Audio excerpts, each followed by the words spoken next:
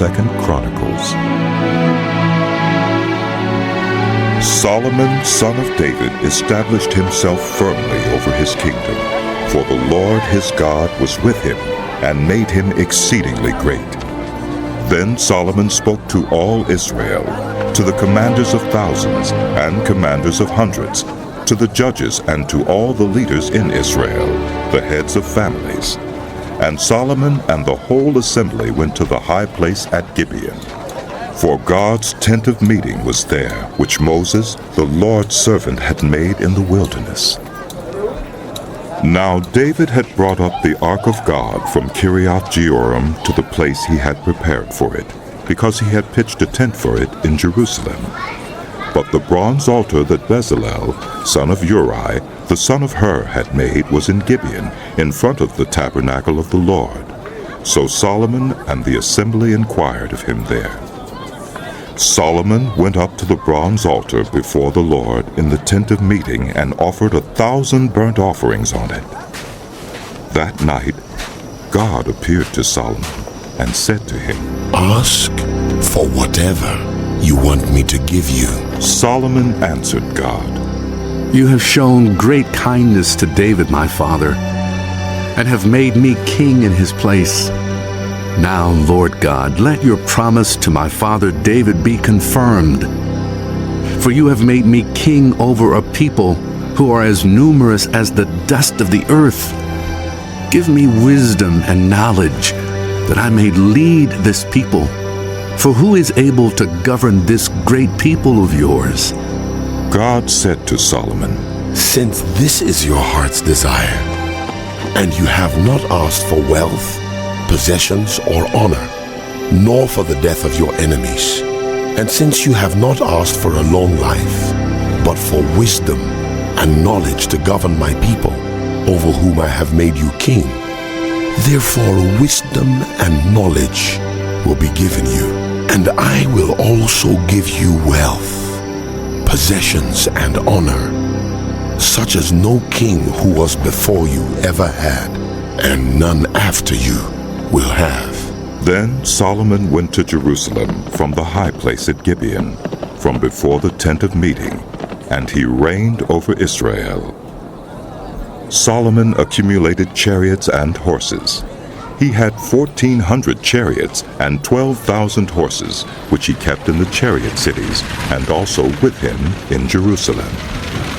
The king made silver and gold as common in Jerusalem as stones, and cedar as plentiful as sycamore fig trees in the foothills.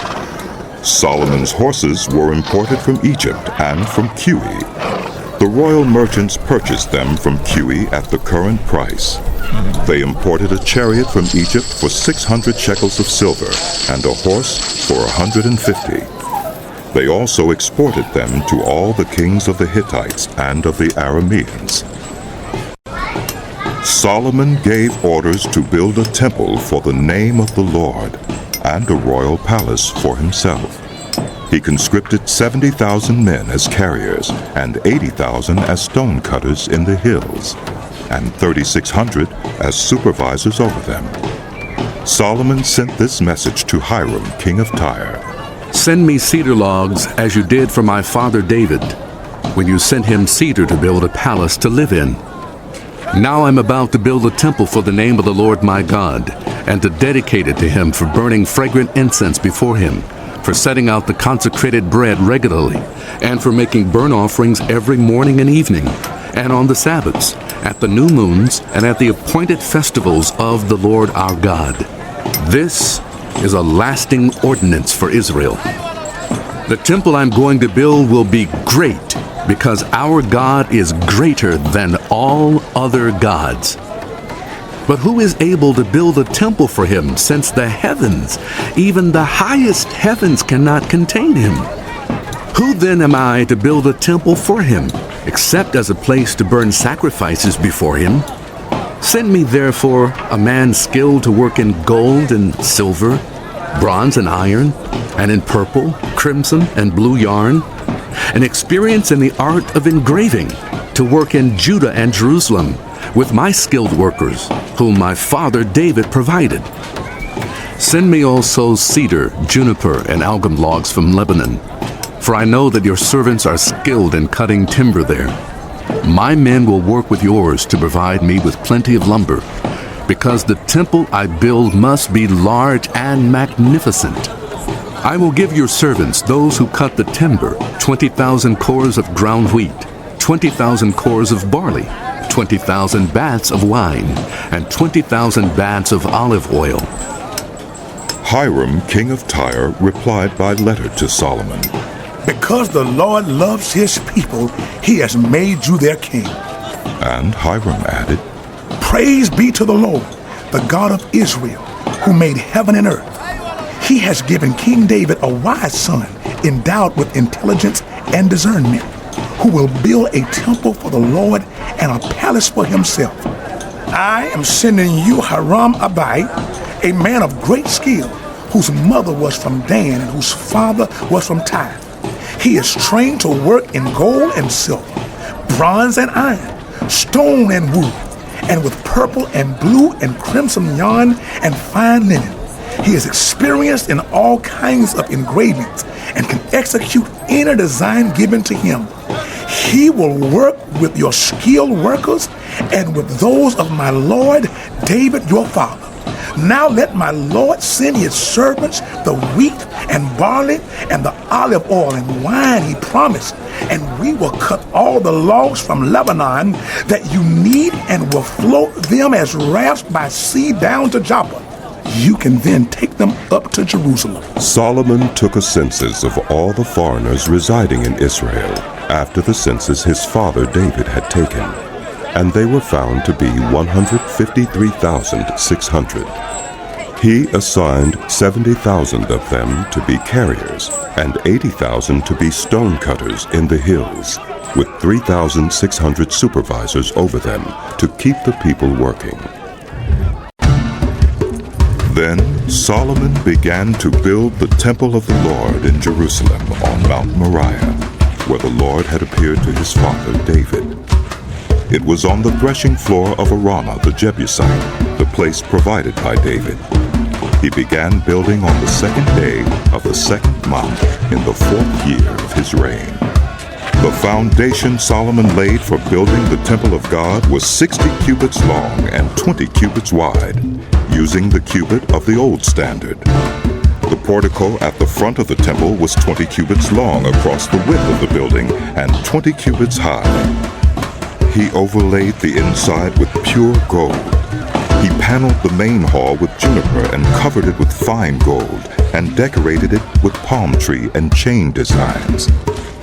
He adorned the temple with precious stones, and the gold he used was gold of Parvaim. He overlaid the ceiling beams, door frames, walls, and doors of the temple with gold, and he carved cherubim on the walls.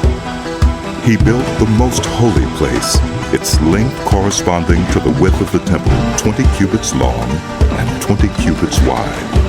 He overlaid the inside with 600 talents of fine gold. The gold nails weighed 50 shekels. He also overlaid the upper parts with gold. For the most holy place, he made a pair of sculptured cherubim and overlaid them with gold. The total wingspan of the cherubim was 20 cubits. One wing of the first cherub was 5 cubits long and touched the temple wall, while its other wing, also 5 cubits long, touched the wing of the other cherub. Similarly, one wing of the second cherub was 5 cubits long and touched the other temple wall, and its other wing, also 5 cubits long, touched the wing of the first cherub. The wings of these cherubim extended 20 cubits. They stood on their feet, facing the main hall. He made the curtain of blue, purple, and crimson yarn and fine linen, with cherubim worked into it. For the front of the temple he made 2 pillars, which totaled 35 cubits in length, each with a capital 5 cubits high. He made interwoven chains and put them on top of the pillars. He also made 100 pomegranates and attached them to the chains. He erected the pillars in front of the temple, one to the south and one to the north. The one to the south he named Jachin, and the one to the north, Boaz.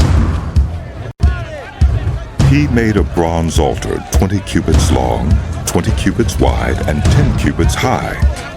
He made the sea of cast metal, circular in shape, measuring 10 cubits from rim to rim and 5 cubits high. It took a line of 30 cubits to measure around it. Below the rim, figures of bulls encircled it, 10 to a cubit. The bulls were cast in 2 rows in one piece with the sea. The sea stood on 12 bulls, 3 facing north, 3 facing west, 3 facing south, and 3 facing east. The sea rested on top of them, and their hindquarters were toward the center. It was a handbreadth in thickness, and its rim was like the rim of a cup, like a lily blossom. It held 3,000 baths. He then made 10 basins for washing, and placed 5 on the south side and 5 on the north. In them, the things to be used for the burnt offerings were rinsed, but the sea was to be used by the priests for washing. He made 10 gold lampstands according to the specifications for them, and placed them in the temple, 5 on the south side and 5 on the north. He made 10 tables and placed them in the temple, 5 on the south side and 5 on the north. He also made 100 gold sprinkling bowls. He made the courtyard of the priests, and the large court, and the doors for the court, and overlaid the doors with bronze. He placed the sea on the south side, at the southeast corner, and Huram also made the pots and shovels and sprinkling bowls. So Huram finished the work he had undertaken for King Solomon in the temple of God. The 2 pillars, the 2 bowl-shaped capitals on top of the pillars, the 2 sets of network decorating the 2 bowl-shaped capitals on top of the pillars, the 400 pomegranates for the 2 sets of network, 2 rows of pomegranates for each network, decorating the bowl-shaped capitals on top of the pillars, the stands with their basins, the sea and the 12 bulls under it, the pots, shovels, meat forks, and all related articles. All the objects that Huram-Abi made for King Solomon for the temple of the Lord were of polished bronze. The king had them cast in clay molds in the plain of the Jordan between Succoth and Zarethan. All these things that Solomon made amounted to so much that the weight of the bronze could not be calculated. Solomon also made all the furnishings that were in God's temple: the golden altar, the tables on which was the bread of the presence, the lampstands of pure gold with their lamps to burn in front of the inner sanctuary as prescribed, the gold floral work and lamps and tongs, they were solid gold, the pure gold wick trimmers, sprinkling bowls, dishes and censers, and the gold doors of the temple, the inner doors to the most holy place, and the doors of the main hall. When all the work Solomon had done for the temple of the Lord was finished, he brought in the things his father David had dedicated, the silver and gold and all the furnishings, and he placed them in the treasuries of God's temple. Then Solomon summoned to Jerusalem the elders of Israel, all the heads of the tribes and the chiefs of the Israelite families, to bring up the ark of the Lord's covenant from Zion, the city of David. And all the Israelites came together to the king at the time of the festival in the 7th month. When all the elders of Israel had arrived, the Levites took up the ark, and they brought up the ark and the tent of meeting and all the sacred furnishings in it.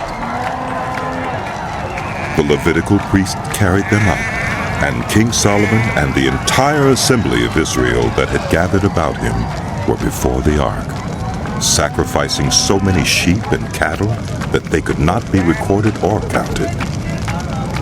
The priests then brought the ark of the Lord's covenant to its place in the inner sanctuary of the temple, the most holy place, and put it beneath the wings of the cherubim. The cherubim spread their wings over the place of the ark and covered the ark and its carrying poles.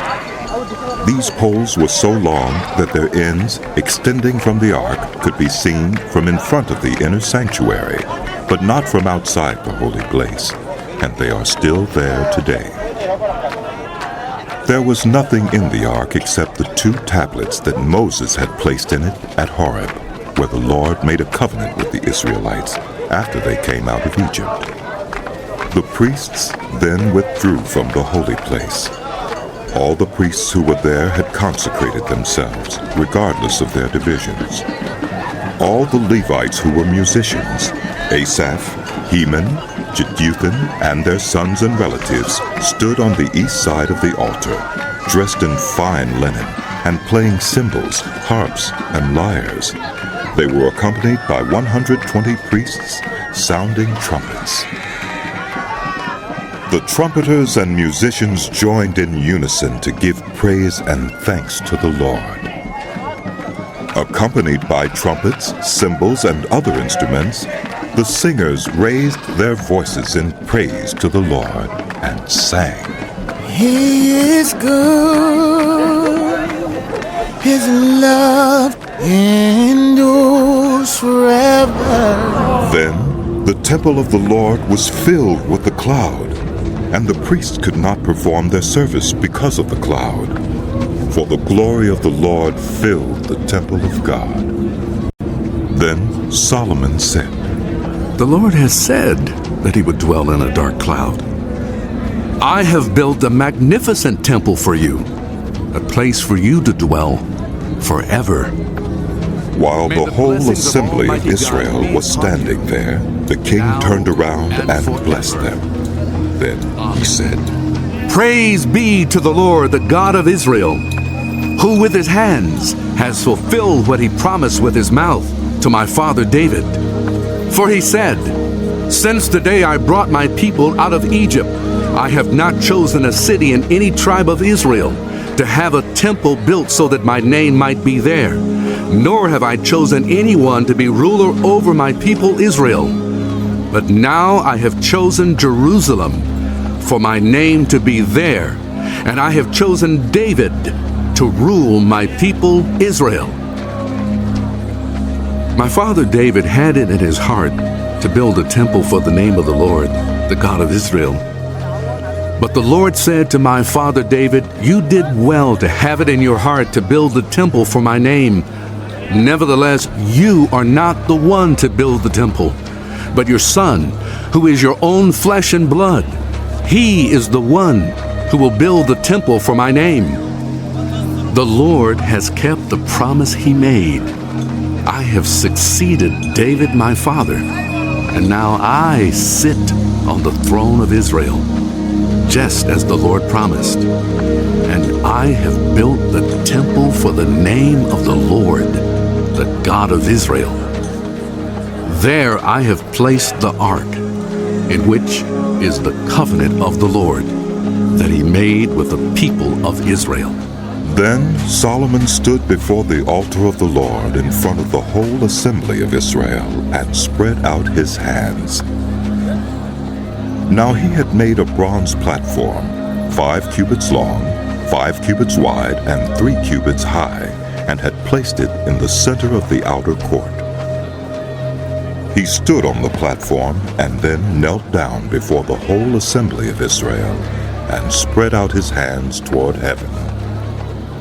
He said, Lord, the God of Israel, there is no God like you in heaven or on earth. You who keep your covenant of love with your servants, who continue wholeheartedly in your way. You have kept your promise to your servant David my father. With your mouth you have promised, and with your hand you have fulfilled it, as it is today. Now, Lord, the God of Israel, keep for your servant David my father the promises you made to him when you said, You shall never fail to have a successor to sit before me on the throne of Israel. If only your descendants are careful in all they do to walk before me according to my law, as you have done. And now, Lord, the God of Israel, let your word that you promised your servant David come true. But will God really dwell on earth with human beings? The heavens, even the highest heavens, cannot contain you. How much less this temple I have built? Yet Lord my God, give attention to your servant's prayer and his plea for mercy.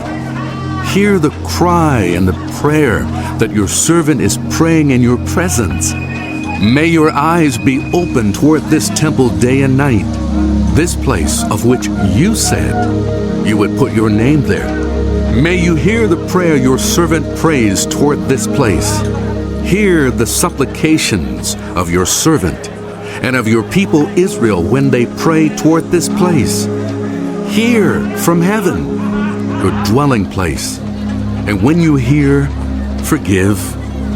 When anyone wrongs their neighbor and is required to take an oath, and they come and swear the oath before your altar in this temple, then hear from heaven and act. Judge between your servants, condemning the guilty and bringing down on their heads what they have done, and vindicating the innocent by treating them in accordance with their innocence. When your people Israel have been defeated by an enemy because they have sinned against you, and when they turn back and give praise to your name, praying and making supplication before you in this temple, then hear from heaven and forgive the sin of your people Israel, and bring them back to the land you gave to them and their ancestors. When the heavens are shut up, and there is no rain because your people have sinned against you, and when they pray toward this place and give praise to your name, and turn from their sin because you have afflicted them, then hear from heaven and forgive the sin of your servants, your people Israel. Teach them the right way to live, and send rain on the land you gave your people for an inheritance. When famine or plague comes to the land, or blight or mildew, locusts or grasshoppers, or when enemies besiege them in any of their cities, whatever disaster or disease may come, and when a prayer or plea is made by anyone among your people Israel, being aware of their afflictions and pains, and spreading out their hands toward this temple, then hear from heaven, your dwelling place. Forgive and deal with everyone according to all they do, since you know their hearts. For you alone know the human heart, so that they will fear you and walk in obedience to you all the time they live in the land you gave our ancestors. As for foreigners who do not belong to your people Israel, but have come from a distant land, because of your great name and your mighty hand and your outstretched arm, when they come and pray toward this temple, then hear from heaven, your dwelling place. Do whatever the foreigner asks of you, so that all the peoples of the earth may know your name and fear you, as do your own people Israel, and may know that this house I have built bears your name. When your people go to war against their enemies, wherever you send them, and when they pray to you toward this city you have chosen and the temple I have built for your name, then hear from heaven their prayer and their plea, and uphold their cause. When they sin against you, for there is no one who does not sin, and you become angry with them and give them over to the enemy, who takes them captive to a land far away or near. And if they have a change of heart in the land where they are held captive, and repent and plead with you in the land of their captivity, and say, "We have sinned, we have done wrong and acted wickedly," and if they turn back to you with all their heart and soul in the land of their captivity where they were taken, and pray toward the land you gave their ancestors, toward the city you have chosen, and toward the temple I have built for your name, then from heaven, your dwelling place, hear their prayer and their pleas, and uphold their cause, and forgive your people who have sinned against you. Now, my God, may your eyes be open and your ears attentive to the prayers offered in this place. Now arise, Lord God, and come to your resting place, you and the ark of your might. May your priests, Lord God, be clothed with salvation. May your faithful people rejoice in your goodness. Lord God, do not reject your anointed one. Remember the great love promised to David, your servant. When Solomon finished praying, fire came down from heaven and consumed the burnt offering and the sacrifices, and the glory of the Lord filled the temple. The priest could not enter the temple of the Lord because the glory of the Lord filled it. When all the Israelites saw the fire coming down and the glory of the Lord above the temple, they knelt on the pavement with their faces to the ground, and they worshipped and gave thanks to the Lord, saying, He is good. His love endures forever. Then the king and all the people offered sacrifices before the Lord. And King Solomon offered a sacrifice of 22,000 head of cattle and 120,000 sheep and goats. So the king and all the people dedicated the temple of God. The priests took their positions, as did the Levites, with the Lord's musical instruments, which King David had made for praising the Lord, and which were used when he gave thanks, saying, His love endures forever. Opposite the Levites, the priests blew their trumpets, and all the Israelites were standing. Solomon consecrated the middle part of the courtyard in front of the temple of the Lord, and there he offered burnt offerings and the fat of the fellowship offerings, because the bronze altar he had made could not hold the burnt offerings, the grain offerings, and the fat portions.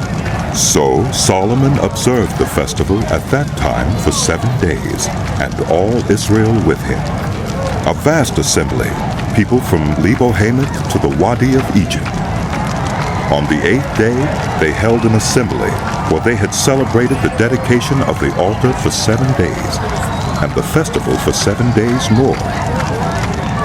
On the 23rd day of the 7th month, he sent the people to their homes, joyful and glad in heart for the good things the Lord had done for David and Solomon, and for his people Israel. When Solomon had finished the temple of the Lord and the royal palace, and had succeeded in carrying out all he had in mind to do in the temple of the Lord and in his own palace, the Lord appeared to him at night and said, I have heard your prayer and have chosen this place for myself as a temple for sacrifices.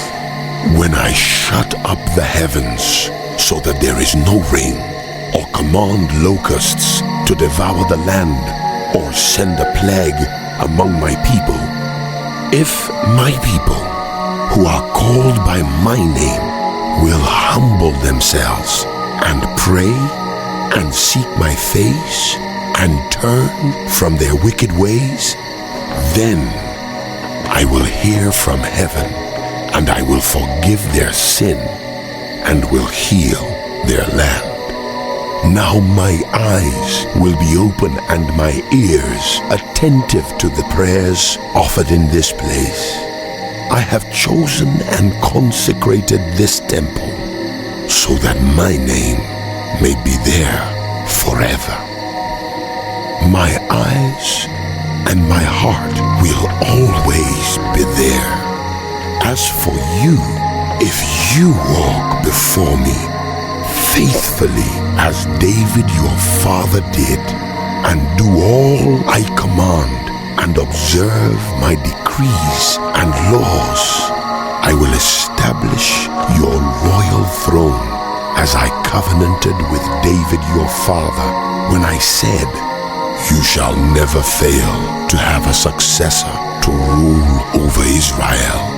But if you turn away and forsake the decrees and commands I have given you, and go off to serve other gods and worship them, then I will uproot Israel from my land, which I have given them, and will reject this temple I have consecrated for my name. I will make it a byword and an object of ridicule among all peoples. This temple will become a heap of rubble. All who pass by will be appalled and say, "Why has the Lord done such a thing to this land and to this temple?" People will answer, Because they have forsaken the Lord, the God of their ancestors, who brought them out of Egypt, and have embraced other gods, worshiping and serving them. That is why he brought all this disaster on them. At the end of 20 years, during which Solomon built the temple of the Lord and his own palace, Solomon rebuilt the villages that Hiram had given him and settled Israelites in them. Solomon then went to Hamath-Zobah and captured it. He also built up Tadmor in the desert and all the store cities he had built in Hamath. He rebuilt Upper Beth-horon and Lower Beth-horon as fortified cities, with walls and with gates and bars, as well as Baalath and all his store cities, and all the cities for his chariots and for his horses, whatever he desired to build in Jerusalem, in Lebanon, and throughout all the territory he ruled. There were still people left from the Hittites, Amorites, Perizzites, Hivites, and Jebusites. These people were not Israelites. Solomon conscripted the descendants of all these people remaining in the land, whom the Israelites had not destroyed, to serve as slave labor, as it is to this day. But Solomon did not make slaves of the Israelites for his work. They were his fighting men, commanders of his captains, and commanders of his chariots and charioteers. They were also King Solomon's chief officials, 250 officials supervising the men. Solomon brought Pharaoh's daughter up from the city of David to the palace he had built for her, for he said, My wife must not live in the palace of David, king of Israel, because the places the ark of the Lord has entered are holy.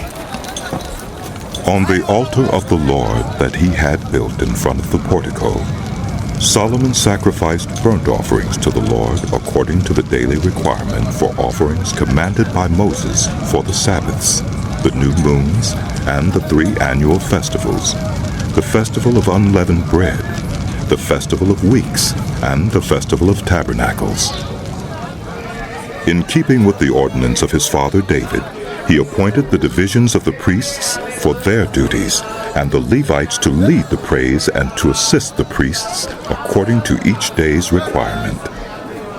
He also appointed the gatekeepers by divisions for the various gates, because this was what David, the man of God, had ordered. They did not deviate from the king's commands to the priests or to the Levites in any matter, including that of the treasuries. All Solomon's work was carried out from the day the foundation of the temple of the Lord was laid until its completion. So the temple of the Lord was finished. Then Solomon went to Ezion-Geber and Elath on the coast of Edom, and Hiram sent him ships commanded by his own officers, sailors who knew the sea. These, with Solomon's servants, sailed to Ophir and brought back 450 talents of gold, which they delivered to King Solomon. When the Queen of Sheba heard of Solomon's fame, she came to Jerusalem to test him with hard questions. Arriving with a very great caravan, with camels carrying spices, large quantities of gold, and precious stones, she came to Solomon and talked with him about all she had on her mind. Solomon answered all her questions. Nothing was too hard for him to explain to her. When the Queen of Sheba saw the wisdom of Solomon, as well as the palace he had built, the food on his table, the seating of his officials, the attending servants in their robes, the cupbearers in their robes, and the burnt offerings he made at the temple of the Lord, she was overwhelmed. She said to the king, The report I heard in my own country about your achievements and your wisdom is true. But I did not believe what they said until I came and saw with my own eyes. Indeed, not even half the greatness of your wisdom was told me. You have far exceeded the report I heard. How happy your people must be. How happy your officials who continually stand before you and hear your wisdom. Praise be to the Lord your God, who has delighted in you and placed you on his throne as king to rule for the Lord your God. Because of the love of your God for Israel and his desire to uphold them forever, he has made you king over them, to maintain justice and righteousness. Then she gave the king 120 talents of gold, large quantities of spices and precious stones. There had never been such spices as those the Queen of Sheba gave to King Solomon. The servants of Hiram and the servants of Solomon brought gold from Ophir. They also brought algum wood and precious stones. The king used the algum wood to make steps for the temple of the Lord and for the royal palace, and to make harps and lyres for the musicians. Nothing like them had ever been seen in Judah. King Solomon gave the Queen of Sheba all she desired and asked for. He gave her more than she had brought to him. Then she left and returned with her retinue to her own country. The weight of the gold that Solomon received yearly was 666 talents, not including the revenues brought in by merchants and traders. Also, all the kings of Arabia and the governors of the territories brought gold and silver to Solomon. King Solomon made 200 large shields of hammered gold. 600 shekels of hammered gold went into each shield. He also made 300 small shields of hammered gold, with 300 shekels of gold in each shield. The king put them in the palace of the forest of Lebanon. Then the king made a great throne inlaid with ivory and overlaid with pure gold. The throne had 6 steps, and a footstool of gold was attached to it. On both sides of the seat were armrests, with a lion standing beside each of them. 12 lions stood on the 6 steps, one at either end of each step. Nothing like it had ever been made for any other kingdom. All King Solomon's goblets were gold, and all the household articles in the palace of the forest of Lebanon were pure gold. Nothing was made of silver, because silver was considered of little value in Solomon's day. The king had a fleet of trading ships manned by Hiram's servants. Once every 3 years it returned, carrying gold, silver, and ivory, and apes and baboons. King Solomon was greater in riches and wisdom than all the other kings of the earth. All the kings of the earth sought audience with Solomon to hear the wisdom God had put in his heart. Year after year, everyone who came brought a gift, articles of silver and gold and robes, weapons and spices, and horses and mules. Solomon had 4,000 stalls for horses and chariots, and 12,000 horses, which he kept in the chariot cities, and also with him in Jerusalem. He ruled over all the kings from the Euphrates River to the land of the Philistines, as far as the border of Egypt. The king made silver as common in Jerusalem as stones, and cedar as plentiful as sycamore fig trees in the foothills. Solomon's horses were imported from Egypt and from all other countries. As for the other events of Solomon's reign, from beginning to end, are they not written in the records of Nathan the prophet, in the prophecy of Ahijah the Shilonite, and in the visions of Iddo the seer concerning Jeroboam, son of Nebat? Solomon reigned in Jerusalem over all Israel 40 years. Then he rested with his ancestors and was buried in the city of David, his father, and Rehoboam his son succeeded him as king.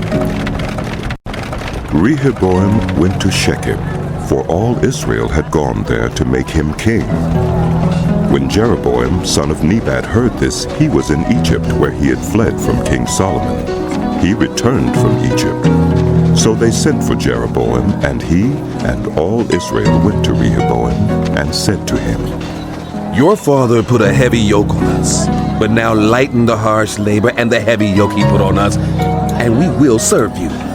Rehoboam answered, Come back to me in 3 days. So the people went away. Then King Rehoboam consulted the elders who had served his father Solomon during his lifetime. How would you advise me to answer these people? He asked. They replied, If you will be kind to these people and please them and give them a favorable answer, they will always be your servants. But Rehoboam rejected the advice the elders gave him and consulted the young men who had grown up with him and were serving him. He asked them, What is your advice? How should we answer these people who say to me, Lighten the yoke your father put on us? The young men who had grown up with him replied, The people have said to you, Your father put a heavy yoke on us, but make our yoke lighter. Now tell them, My little finger is thicker than my father's waist. My father laid on you a heavy yoke. I will make it even heavier. My father scourged you with whips. I will scourge you with scorpions. 3 days later, Jeroboam and all the people returned to Rehoboam as the king had said, Come back to me in 3 days. The king answered them harshly, rejecting the advice of the elders.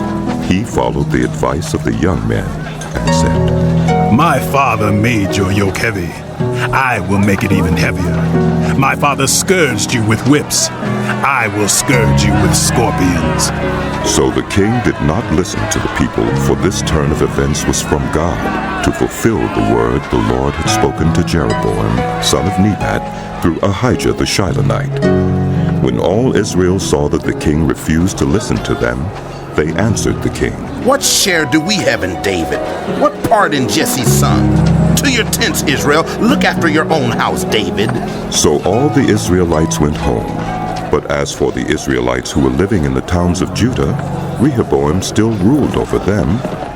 King Rehoboam sent out Adoniram, who was in charge of forced labor, but the Israelites stoned him to death. King Rehoboam, however, managed to get into his chariot and escape to Jerusalem.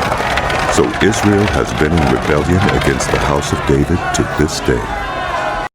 When Rehoboam arrived in Jerusalem, he mustered the house of Judah and Benjamin, 180,000 able young men, to make war against Israel and to regain the kingdom for Rehoboam. But this word of the Lord came to Shemaiah, the man of God. Say to Rehoboam, son of Solomon, king of Judah, and to all Israel in Judah and Benjamin, this is what the Lord says. Do not go up to fight against your fellow Israelites. Go home, every one of you, for this is my doing. So they obeyed the words of the Lord and turned back from marching against Jeroboam.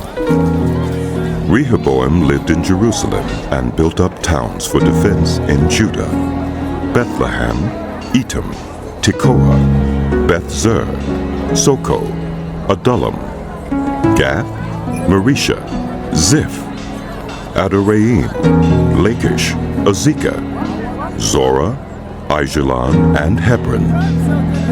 These were fortified cities in Judah and Benjamin.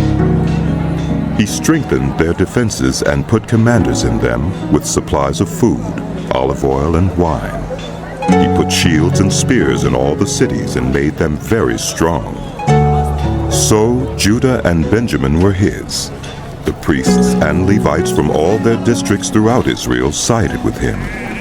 The Levites even abandoned their pasture lands and property and came to Judah and Jerusalem, because Jeroboam and his sons had rejected them as priests of the Lord when he appointed his own priests for the high places and for the goat and calf idols he had made. Those from every tribe of Israel who set their hearts on seeking the Lord, the God of Israel, followed the Levites to Jerusalem to offer sacrifices to the Lord, the God of their ancestors. They strengthened the kingdom of Judah and supported Rehoboam, son of Solomon, 3 years, following the ways of David and Solomon during this time. Rehoboam married Maholath, who was the daughter of David's son Jeremoth, and of Abihail, the daughter of Jesse's son Eliab. She bore him sons, Jeush, Shemariah, and Zaham. Then he married Maacah, daughter of Absalom, who bore him Abijah, Attai, Ziza, and Shelomith. Rehoboam loved Maacah, daughter of Absalom, more than any of his other wives and concubines. In all, he had 18 wives and 60 concubines, 28 sons and 60 daughters. Rehoboam appointed Abijah, son of Maacah, as crown prince among his brothers, in order to make him king. He acted wisely, dispersing some of his sons throughout the districts of Judah and Benjamin, and to all the fortified cities. He gave them abundant provisions and took many wives for them. After Rehoboam's position as king was established and he had become strong, he and all Israel with him abandoned the law of the Lord. Because they had been unfaithful to the Lord, Shishak, king of Egypt, attacked Jerusalem in the 5th year of King Rehoboam. With 1,200 chariots and 60,000 horsemen, and the innumerable troops of Libyans, Sukkites, and Cushites that came with him from Egypt, he captured the fortified cities of Judah and came as far as Jerusalem. Then the prophet Shemaiah came to Rehoboam and to the leaders of Judah who had assembled in Jerusalem for fear of Shishak, and he said to them, "This is what the Lord says. You have abandoned me. Therefore I now abandon you to Shishak." The leaders of Israel and the king humbled themselves and said, "The Lord is just." When the Lord saw that they humbled themselves, this word of the Lord came to Shemaiah. Since they have humbled themselves, I will not destroy them, but will soon give them deliverance. My wrath will not be poured out on Jerusalem through Shishak. They will, however, become subject to him, so that they may learn the difference between serving me and serving the kings of other lands. When Shishak, king of Egypt, attacked Jerusalem, he carried off the treasures of the temple of the Lord and the treasures of the royal palace. He took everything, including the gold shields Solomon had made. So King Rehoboam made bronze shields to replace them, and assigned these to the commanders of the guard on duty at the entrance to the royal palace. Whenever the king went to the Lord's temple, the guards went with him, bearing the shields, and afterward they returned them to the guard room. Because Rehoboam humbled himself, the Lord's anger turned from him, and he was not totally destroyed. Indeed, there was some good in Judah. King Rehoboam established himself firmly in Jerusalem and continued as king. He was 41 years old when he became king, and he reigned 17 years in Jerusalem, the city the Lord had chosen out of all the tribes of Israel in which to put his name. His mother's name was Naamah. She was an Ammonite. He did evil because he had not set his heart on seeking the Lord. As for the events of Rehoboam's reign from beginning to end, are they not written in the records of Shemaiah the prophet and of Iddo the seer that deal with genealogies? There was continual warfare between Rehoboam and Jeroboam. Rehoboam rested with his ancestors and was buried in the city of David, and Abijah his son succeeded him as king. In the 18th year of the reign of Jeroboam, Abijah became king of Judah, and he reigned in Jerusalem 3 years. His mother's name was Maacah, a daughter of Uriel of Gibeah. There was war between Abijah and Jeroboam. Abijah went into battle with an army of 400,000 able fighting men, and Jeroboam drew up a battle line against him with 800,000 able troops. Abijah stood on Mount Zemaraim in the hill country of Ephraim and said, "Jeroboam and all Israel, listen to me. Don't you know that the Lord, the God of Israel, has given the kingship of Israel to David and his descendants forever by a covenant of salt? Yet Jeroboam, son of Nebat, an official of Solomon, son of David, rebelled against his master. Some worthless scoundrels gathered around him and opposed Rehoboam, son of Solomon, when he was young and indecisive and not strong enough to resist them. And now you plan to resist the kingdom of the Lord, which is in the hands of David's descendants. You are indeed a vast army and have with you the golden calves that Jeroboam made to be your gods. But didn't you drive out the priests of the Lord, the sons of Aaron and the Levites, and make priests of your own as the peoples of other lands do? Whoever comes to consecrate himself with a young bull and 7 rams may become a priest of what are not gods. As for us, the Lord is our God, and we have not forsaken him. The priests who serve the Lord are sons of Aaron, and the Levites assist them. Every morning and evening they present burnt offerings and fragrant incense to the Lord. They set out the bread on the ceremonially clean table and light the lamps on the gold lampstand every evening. We are observing the requirements of the Lord our God. But you have forsaken him. God is with us. He is our leader. His priests, with their trumpets, will sound the battle cry against you. People of Israel, do not fight against the Lord, the God of your ancestors, for you will not succeed. Now Jeroboam had sent troops around to the rear, so that while he was in front of Judah, the ambush was behind them. Judah turned and saw that they were being attacked at both front and rear. Then they cried out to the Lord. The priests blew their trumpets, and the men of Judah raised the battle cry. At the sound of their battle cry, God routed Jeroboam and all Israel before Abijah and Judah. The Israelites fled before Judah, and God delivered them into their hands. Abijah and his troops inflicted heavy losses on them, so that there were 500,000 casualties among Israel's able men. The Israelites were subdued on that occasion, and the men of Judah were victorious because they relied on the Lord, the God of their ancestors.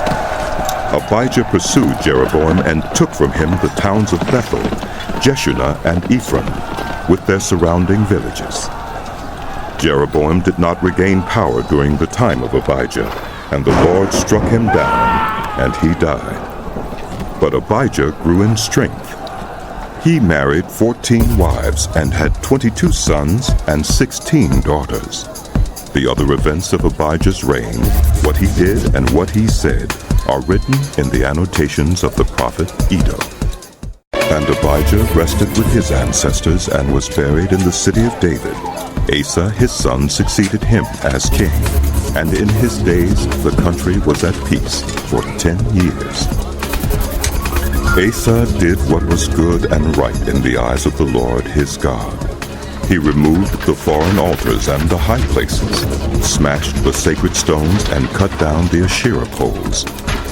He commanded Judah to seek the Lord, the God of their ancestors, and to obey his laws and commands. He removed the high places and incense altars in every town in Judah, and the kingdom was at peace under him.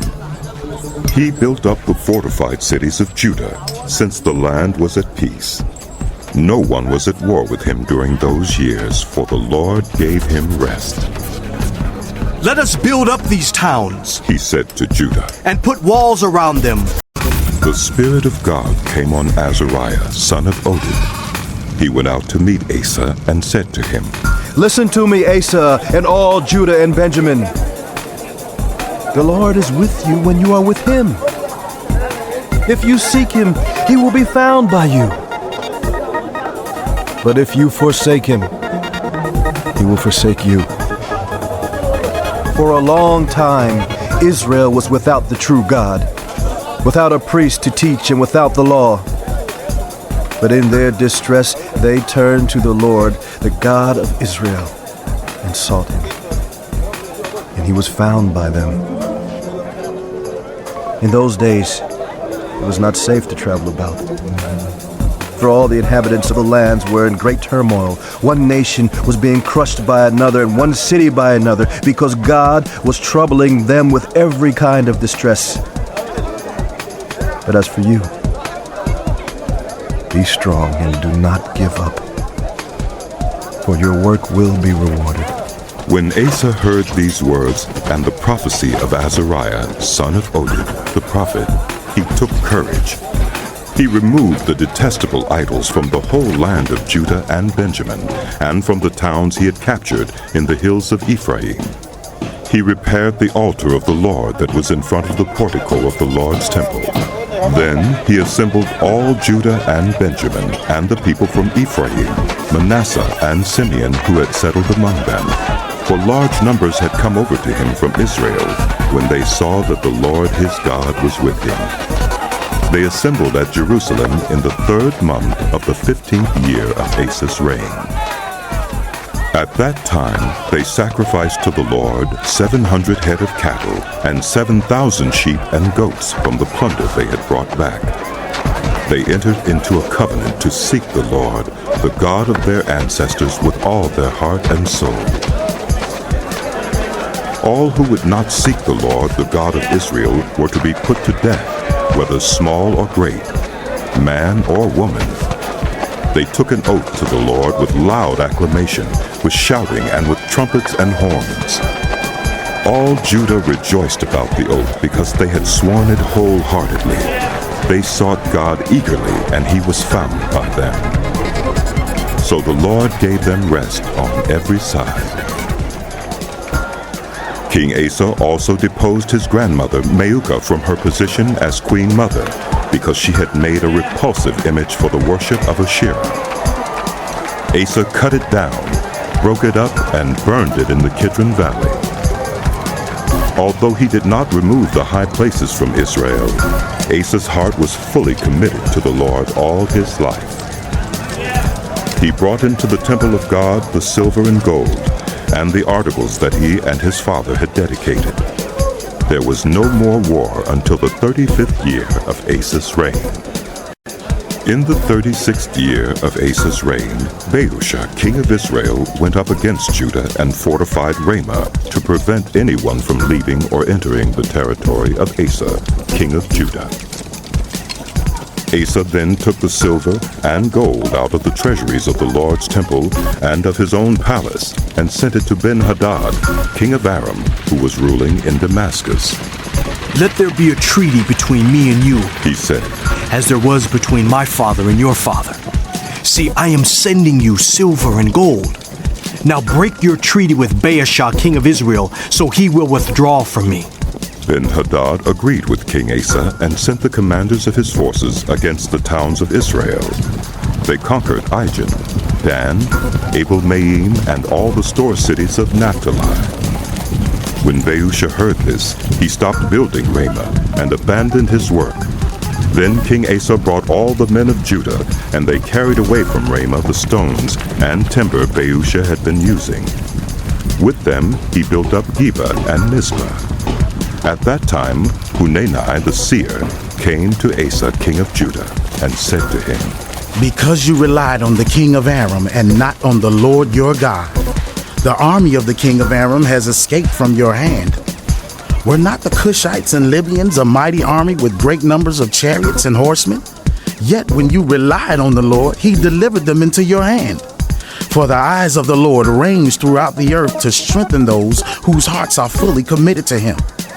You have done a foolish thing, and from now on, you will be at war. Asa was angry with the seer because of this. He was so enraged that he put him in prison. At the same time, Asa brutally oppressed some of the people. The events of Asa's reign from beginning to end are written in the book of the kings of Judah and Israel. In the 39th year of his reign, Asa was afflicted with a disease in his feet. Though his disease was severe, even in his illness he did not seek help from the Lord, but only from the physicians. Then, in the 41st year of his reign, Asa died and rested with his ancestors. They buried him in the tomb that he had cut out for himself in the city of David. They laid him on a bier covered with spices and various blended perfumes, and they made a huge fire in his honor. Jehoshaphat his son succeeded him as king and strengthened himself against Israel. He stationed troops in all the fortified cities of Judah and put garrisons in Judah and in the towns of Ephraim that his father Asa had captured. The Lord was with Jehoshaphat because he followed the ways of his father David before him. He did not consult the Baals, but sought the God of his father and followed his commands rather than the practices of Israel. The Lord established the kingdom under his control, and all Judah brought gifts to Jehoshaphat, so that he had great wealth and honor. His heart was devoted to the ways of the Lord. Furthermore, he removed the high places and the Asherah poles from Judah. In the 3rd year of his reign, he sent his officials Ben-Hail, Obadiah, Zechariah, Nethanel, and Micaiah to teach in the towns of Judah. With them were certain Levites, Shemaiah, Nethaniah, Zebediah, Asahel, Shemiramoth, Jehonathan, Adonijah, Tobijah, and Tob-Adonijah, and the priests Elishama and Jehoram. They taught throughout Judah, taking with them the book of the law of the Lord. They went around to all the towns of Judah and taught the people. The fear of the Lord fell on all the kingdoms of the land surrounding Judah, so that they did not make war with Jehoshaphat. Some Philistines brought Jehoshaphat gifts and silver as tribute, and the Arabs brought him flocks, 7,700 rams and 7,700 goats. Jehoshaphat became more and more powerful. He built forts and store cities in Judah and had large supplies in the towns of Judah. He also kept experienced fighting men in Jerusalem. Their enrollment by families was as follows. From Judah, commanders of units of 1,000. Adnah, the commander, with 300,000 fighting men. Next, Jehohanan, the commander with 280,000. Next, Amasiah, son of Zichri, who volunteered himself for the service of the Lord with 200,000. From Benjamin, Eliada, a valiant soldier, with 200,000 men, armed with bows and shields. Next, Jehozabad, with 180,000 men armed for battle. These were the men who served the king, besides those he stationed in the fortified cities throughout Judah. Now Jehoshaphat had great wealth and honor, and he allied himself with Ahab by marriage. Some years later he went down to see Ahab in Samaria. Ahab slaughtered many sheep and cattle for him and the people with him, and urged him to attack Ramoth-Gilead. Ahab, king of Israel, asked Jehoshaphat, king of Judah, "Will you go with me against Ramoth-Gilead?" Jehoshaphat replied, "I am as you are, and my people as your people. We will join you in the war." But Jehoshaphat also said to the king of Israel, "First, seek the counsel of the Lord." So the king of Israel brought together the prophets, 400 men, and asked them, "Shall we go to war against Ramoth-Gilead, or shall I not?" "Go," they answered, "for God will give it into the king's hand." But Jehoshaphat asked, "Is there no longer a prophet of the Lord here whom we can inquire of?" The king of Israel answered Jehoshaphat, "There is still one through whom we can inquire of the Lord, but I hate him, because he never prophesies anything good about me, but always bad. He is Micaiah, son of Imlah." "The king should not say such a thing," Jehoshaphat replied. So the king of Israel called one of his officials and said, "Bring Micaiah, son of Imlah, at once."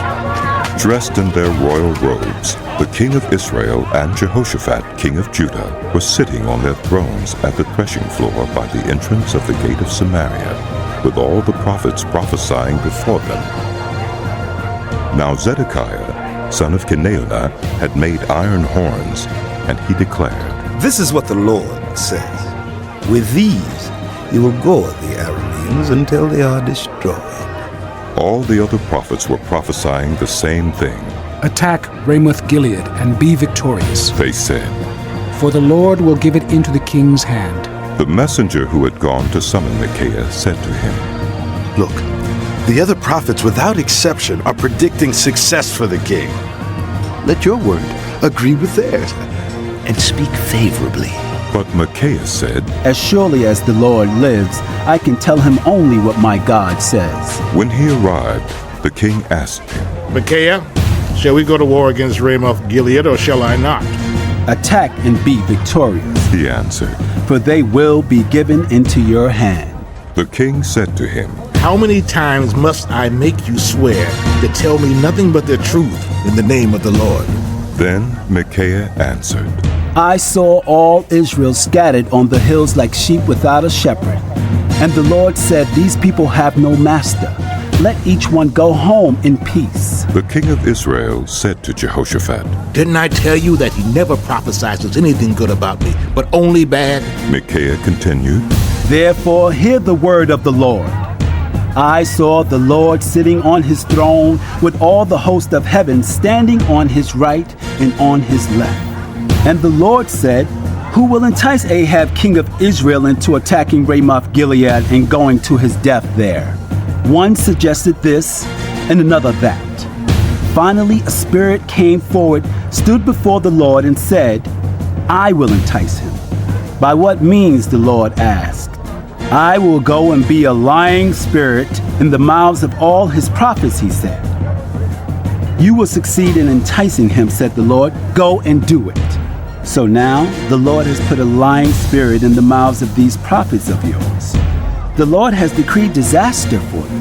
Then Zedekiah, son of Kenaunah, went up and slapped Micaiah in the face. Which way did the Spirit from the Lord go when he went from me to speak to you? He asked. Micaiah replied, You will find out on the day you go to hide in an inner room. The king of Israel then ordered, Take Micaiah and send him back to Ammon, the ruler of the city, and to Joash the king's son, and say, This is what the king says.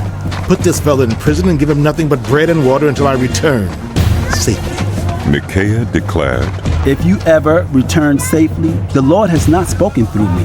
Then he added, Mark my words, all you people. So the king of Israel and Jehoshaphat, king of Judah, went up to Ramoth Gilead. The king of Israel said to Jehoshaphat, I will enter the battle in disguise, but you wear your royal robes. So the king of Israel disguised himself and went into battle. Now the king of Aram had ordered his chariot commanders, Do not fight with anyone, small or great, except the king of Israel. When the chariot commanders saw Jehoshaphat, they thought, This is the king of Israel. So they turned to attack him. But Jehoshaphat cried out, and the Lord helped him. God drew them away from him, for when the chariot commanders saw that he was not the king of Israel, they stopped pursuing him. But someone drew his bow at random and hit the king of Israel between the breastplate and the scale armor. The king told the chariot driver, Wheel around and get me out of the fighting. I've been wounded. All day long the battle raged, and the king of Israel propped himself up in his chariot facing the Arameans until evening. Then, at sunset, he died. When Jehoshaphat, king of Judah, returned safely to his palace in Jerusalem, Jehu the seer, the son of Hanani, went out to meet him and said to the king, Should you help the wicked and love those who hate the Lord? Because of this, the wrath of the Lord is on you. There is, however, some good in you, for you have rid the land of the Asherah poles and have set your heart on seeking God. Jehoshaphat lived in Jerusalem, and he went out again among the people from Beersheba to the hill country of Ephraim and turned them back to the Lord, the God of their ancestors. He appointed judges in the land, in each of the fortified cities of Judah. He told them, Consider carefully what you do, because you are not judging for mere mortals, but for the Lord, who is with you whenever you give a verdict. Now let the fear of the Lord be on you. Judge carefully, for with the Lord our God there is no injustice or partiality or bribery. In Jerusalem also, Jehoshaphat appointed some of the Levites, priests, and heads of Israelite families to administer the law of the Lord and to settle disputes. And they lived in Jerusalem. he gave them these orders. You must serve faithfully and wholeheartedly in the fear of the Lord in every case that comes before you from your people who live in the cities. Whether bloodshed or other concerns of the law, commands, decrees, or regulations, you are to warn them not to sin against the Lord. Otherwise, his wrath will come on you and your people. Do this, and you will not sin. Amariah the chief priest will be over you in any matter concerning the Lord. And Zebediah, son of Ishmael, the leader of the tribe of Judah, will be over you in any matter concerning the king. And the Levites will serve as officials before you. Act with courage, and may the Lord be with those who do well. After this, the Moabites and Ammonites with some of the Meunites came to make war on Jehoshaphat. Some people came and told Jehoshaphat, "A vast army is coming against you from Edom, from the other side of the Dead Sea. It is already in Hazazon Tamar." That is, in Gedi. Alarmed, Jehoshaphat resolved to inquire of the Lord, and he proclaimed a fast for all Judah. The people of Judah came together to seek help from the Lord. Indeed, they came from every town in Judah to seek him. Then Jehoshaphat stood up in the assembly of Judah and Jerusalem at the temple of the Lord in the front of the new courtyard and said, Lord, God of our ancestors, are you not the God who is in heaven? You rule over all the kingdoms of the nations. Power and might are in your hand, and no one can withstand you. Our God, did you not drive out the inhabitants of this land before your people Israel and give it forever to the descendants of Abraham, your friend? They have lived in it and have built in it a sanctuary for your name, saying, if calamity comes upon us, whether the sword of judgment or plague or famine, we will stand in your presence before this temple that bears your name and will cry out to you in our distress. And you will hear us and save us. But now here are men from Ammon, Moab, and Mount Seir, whose territory you would not allow Israel to invade when they came from Egypt. So they turned away from them and did not destroy them. See how they are repaying us by coming to drive us out of the possession you gave us as an inheritance. Our God, will you not judge them? For we have no power to face this vast army that is attacking us. We do not know what to do, but our eyes are on you. All the men of Judah, with their wives and children and little ones, stood there before the Lord. Then the Spirit of the Lord came on Jehaziel, son of Zechariah, the son of Benaiah, the son of Jeiel, the son of Mattaniah, a Levite and descendant of Asaph, as he stood in the assembly. He said, Listen, King Jehoshaphat, and all who live in Judah and Jerusalem. This is what the Lord says to you. Do not be afraid or discouraged because of this vast army. For the battle is not yours, but God's. Tomorrow, march down against them. They will be climbing up by the pass of Ziz, and you will find them at the end of the gorge in the desert of Jeruel. You will not have to fight this battle.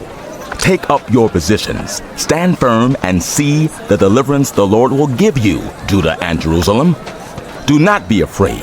Do not be discouraged. Go out to face them tomorrow, and the Lord will be with you. Jehoshaphat bowed down with his face to the ground, and all the people of Judah and Jerusalem fell down in worship before the Lord. Then some Levites from the Kohathites and Korahites stood up and praised the Lord, the God of Israel, with a very loud voice. Early in the morning they left for the desert of Tekoa. As they set out, Jehoshaphat stood and said, Listen to me, Judah and people of Jerusalem. Have faith in the Lord your God, and you will be upheld. Have faith in his prophets, and you will be successful. After consulting the people, Jehoshaphat appointed men to sing to the Lord and to praise him for the splendor of his holiness as they went out at the head of the army, saying, Give thanks to the Lord, for his love endures forever. As they began to sing and praise, the Lord set ambushes against the men of Ammon and Moab and Mount Seir, who were invading Judah, and they were defeated. the Ammonites and Moabites rose up against the men from Mount Seir to destroy and annihilate them. After they finished slaughtering the men from Seir, they helped to destroy one another. When the men of Judah came to the place that overlooks the desert and looked toward the vast army, they saw only dead bodies lying on the ground. No one had escaped. So Jehoshaphat and his men went to carry off their plunder, and they found among them a great amount of equipment and clothing, and also articles of value, more than they could take away. There was so much plunder that it took 3 days to collect it. On the 4th day, they assembled in the valley of Berachah, where they praised the Lord. This is why it is called the Valley of Berachah to this day. Then, led by Jehoshaphat, all the men of Judah and Jerusalem returned joyfully to Jerusalem, for the Lord had given them cause to rejoice over their enemies. They entered Jerusalem and went to the temple of the Lord with harps and lyres and trumpets. The fear of God came on all the surrounding kingdoms when they heard how the Lord had fought against the enemies of Israel. And the kingdom of Jehoshaphat was at peace, for his God had given him rest on every side. So Jehoshaphat reigned over Judah. He was 35 years old when he became king of Judah, and he reigned in Jerusalem 25 years. His mother's name was Azubah, daughter of Shilhi. He followed the ways of his father Asa, and did not stray from them. He did what was right in the eyes of the Lord. The high places, however, were not removed, and the people still had not set their hearts on the God of their ancestors. The other events of Jehoshaphat's reign, from beginning to end, are written in the annals of Jehu, son of Hanani, which are recorded in the book of the kings of Israel. Later, Jehoshaphat, king of Judah, made an alliance with Ahaziah, king of Israel, whose ways were wicked. He agreed with him to construct a fleet of trading ships. After these were built at Ezion-Geber, Eliezer, son of Dodavehu of Marisha, prophesied against Jehoshaphat, saying, Because you have made an alliance with Ahaziah, the Lord will destroy what you have made. The ships were wrecked and were not able to set sail to trade. Then Jehoshaphat rested with his ancestors and was buried with them in the city of David, and Jehoram, his son, succeeded him as king. Jehoram's brothers, the sons of Jehoshaphat, were Azariah, Jehiel, Zechariah, Azariahu, Michael, and Shephatiah. All these were sons of Jehoshaphat, king of Israel. Their father had given them many gifts of silver and gold and articles of value, as well as fortified cities in Judah. But he had given the kingdom to Jehoram, because he was his firstborn son. When Jehoram established himself firmly over his father's kingdom, he put all his brothers to the sword, along with some of the officials of Israel. Jehoram was 32 years old when he became king, and he reigned in Jerusalem 8 years. He followed the ways of the kings of Israel, as the house of Ahab had done, for he married a daughter of Ahab.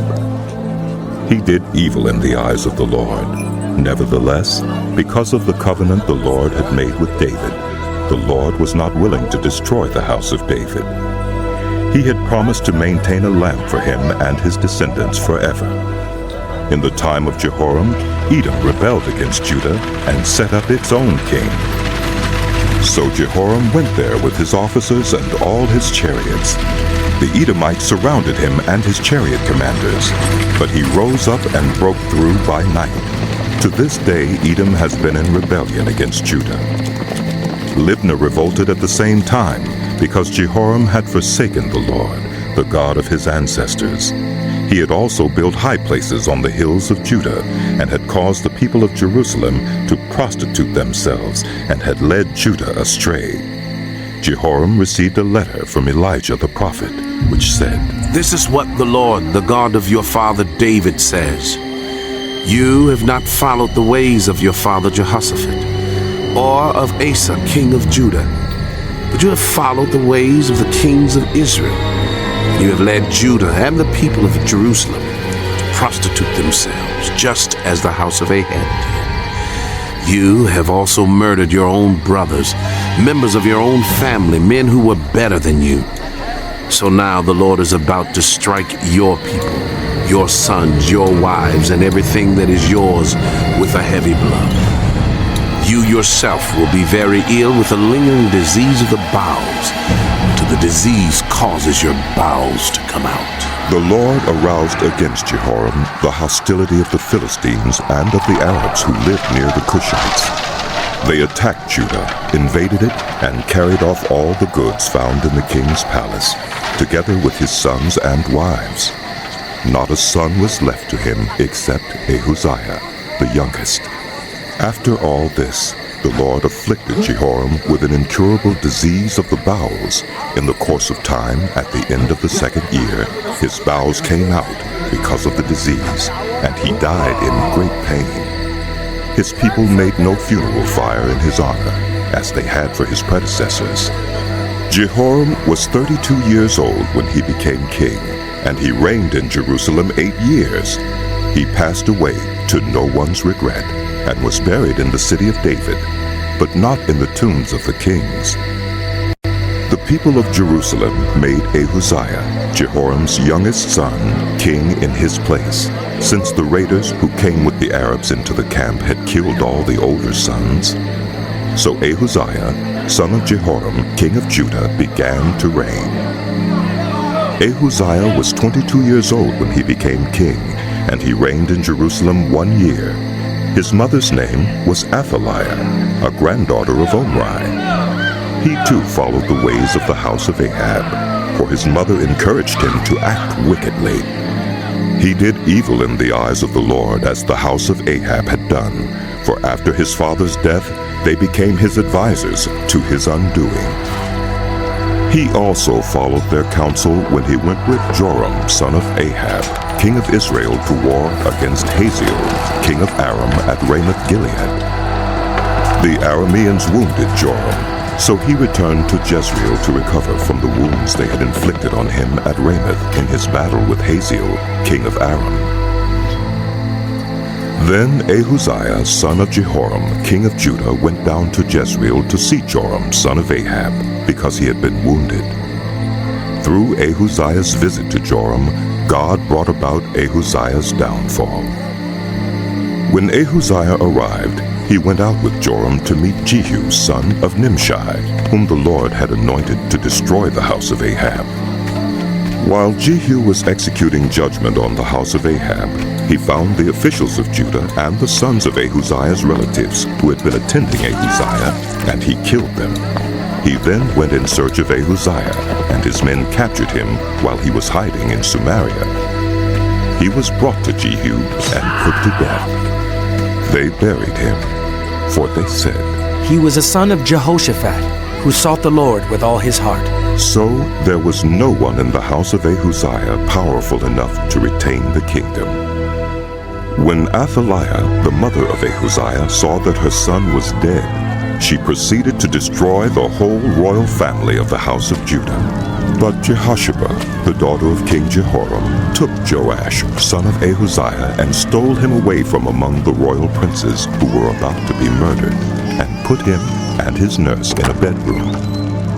Because Jehoshaphat, the daughter of King Jehoram and wife of the priest Jehoiada, was Ahaziah's sister, she hid the child from Athaliah so she could not kill him.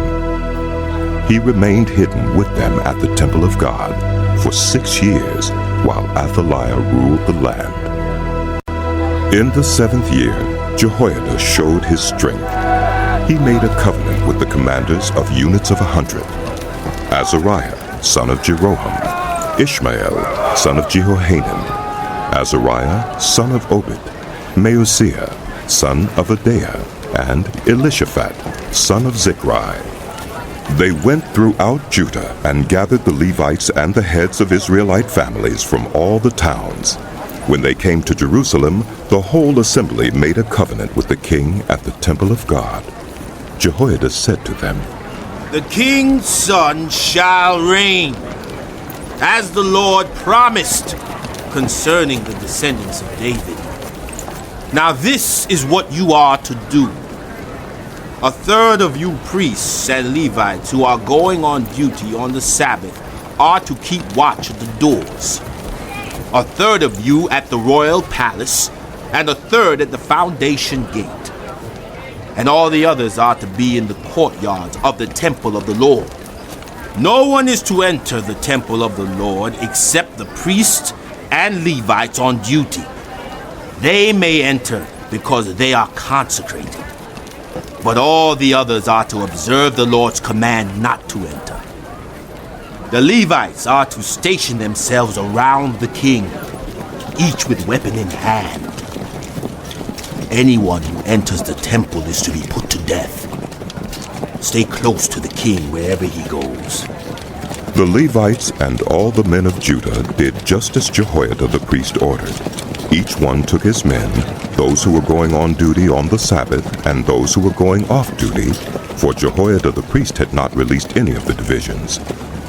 Then he gave the commanders of units of 100 the spears and the large and small shields that had belonged to King David and that were in the temple of God.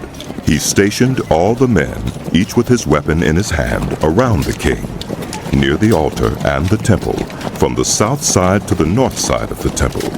Jehoiada and his sons brought out the king's son and put the crown on him. They presented him with a copy of the covenant and proclaimed him king.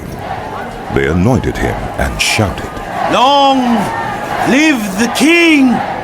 When Athaliah heard the noise of the people running and cheering the king, she went to them at the temple of the Lord. She looked, and there was the king, standing by his pillar at the entrance. The officers and the trumpeters were beside the king, and all the people of the land were rejoicing and blowing trumpets, and musicians with their instruments were leading the praises. Then Athaliah tore her robes and shouted, "Treason! Treason!" Jehoiada the priest sent out the commanders of the units of 100 who were in charge of the troops, and said to them, "Bring her out between the ranks, and put to the sword anyone who follows her." For the priests had said, "Do not put her to death at the temple of the Lord." So they seized her as she reached the entrance of the horse gate on the palace grounds, and there they put her to death. Jehoiada then made a covenant that he, the people, and the king would be the Lord's people. All the people went to the temple of Baal and tore it down. They smashed the altars and idols and killed Mattan, the priest of Baal, in front of the altars. Then Jehoiada placed the oversight of the temple of the Lord in the hands of the Levitical priests, to whom David had made assignments in the temple, to present the burnt offerings of the Lord as written in the law of Moses, with rejoicing and singing, as David had ordered. He also stationed gatekeepers at the gates of the Lord's temple, so that no one who was in any way unclean might enter. He took with him the commanders of hundreds, the nobles, the rulers of the people, and all the people of the land, and brought the king down from the temple of the Lord. They went into the palace through the upper gate, and seated the king on the royal throne. All the people of the land rejoiced, and the city was calm, because Athaliah had been slain with the sword. Joash was 7 years old when he became king, and he reigned in Jerusalem 40 years. His mother's name was Zibiah. She was from Beersheba. Joash did what was right in the eyes of the Lord all the years of Jehoiada the priest. Jehoiada chose 2 wives for him, and he had sons and daughters. Sometime later, Joash decided to restore the temple of the Lord. He called together the priests and Levites and said to them, "Go to the towns of Judah and collect the money due annually from all Israel to repair the temple of your God. Do it now." But the Levites did not act at once. Therefore the king summoned Jehoiada the chief priest and said to him, "Why haven't you required the Levites to bring in from Judah and Jerusalem the tax imposed by Moses, the servant of the Lord, and by the assembly of Israel for the tent of the covenant law?" Now the sons of that wicked woman Athaliah had broken into the temple of God and had used even its sacred objects for the Baals. At the king's command, a chest was made and placed outside at the gate of the temple of the Lord. A proclamation was then issued in Judah and Jerusalem that they should bring to the Lord the tax that Moses, the servant of God, had required of Israel in the wilderness. All the officials and all the people brought their contributions gladly, dropping them into the chest until it was full. Whenever the chest was brought in by the Levites to the king's officials, and they saw that there was a large amount of money, the royal secretary and the officer of the chief priest would come and empty the chest and carry it back to its place. They did this regularly and collected a great amount of money. The king and Jehoiada gave it to those who carried out the work required for the temple of the Lord. They hired masons and carpenters to restore the Lord's temple, and also workers in iron and bronze to repair the temple. The men in charge of the work were diligent, and the repairs progressed unto them. They rebuilt the temple of God according to its original design and reinforced it. When they had finished, they brought the rest of the money to the king and Jehoiada, and with it were made articles for the Lord's temple, articles for the service and for the burnt offerings, and also dishes and other objects of gold and silver. As long as Jehoiada lived, burnt offerings were presented continually in the temple of the Lord. Now Jehoiada was old and full of years, and he died at the age of 130. He was buried with the kings in the city of David because of the good he had done in Israel for God and his temple. After the death of Jehoiada, the officials of Judah came and paid homage to the king, and he listened to them. They abandoned the temple of the Lord, the God of their ancestors, and worshipped Asherah poles and idols. Because of their guilt, God's anger came on Judah and Jerusalem. Although the Lord sent prophets to the people to bring them back to him, and though they testified against them, they would not listen. Then the Spirit of God came on Zechariah, son of Jehoiada the priest. He stood before the people and said, "This is what God says. Why do you disobey the Lord's commands? You will not prosper. Because you have forsaken the Lord, he has forsaken you." But they plotted against him, and by order of the king, they stoned him to death in the courtyard of the Lord's temple. King Joash did not remember the kindness Zechariah's father, Jehoiada, had shown him, but killed his son, who said as he lay dying, "May the Lord see this and call you to account." At the turn of the year, the army of Aram marched against Joash. It invaded Judah and Jerusalem and killed all the leaders of the people. They sent all the plunder to their king in Damascus. Although the Aramean army had come with only a few men, the Lord delivered into their hands a much larger army. Because Judah had forsaken the Lord, the God of their ancestors, judgment was executed on Joash. When the Arameans withdrew, they left Joash severely wounded. His officials conspired against him for murdering the son of Jehoiada the priest, and they killed him in his bed. So he died and was buried in the city of David, but not in the tombs of the kings. Those who conspired against him were Zabad, son of Shimeath, an Ammonite woman, and Jehozabad, son of Shimrith, a Moabite woman. The account of his sons, the many prophecies about him, and the record of the restoration of the temple of God are written in the annotations on the book of the Kings. And Amaziah, his son, succeeded him as king. Amaziah was 25 years old when he became king, and he reigned in Jerusalem 29 years. His mother's name was Jehoadan. She was from Jerusalem. He did what was right in the eyes of the Lord, but not wholeheartedly. After the kingdom was firmly in his control, he executed the officials who had murdered his father, the king. Yet he did not put their children to death, but acted in accordance with what is written in the law in the book of Moses, where the Lord commanded, Parents shall not be put to death for their children, nor children be put to death for their parents. Each of you will die for your own sin. Amaziah called the people of Judah together and assigned them according to their families to commanders of thousands and commanders of hundreds for all Judah and Benjamin. He then mustered those 20 years old or more and found that there were 300,000 men fit for military service, able to handle the spear and shield. He also hired 100,000 fighting men from Israel for 100 talents of silver.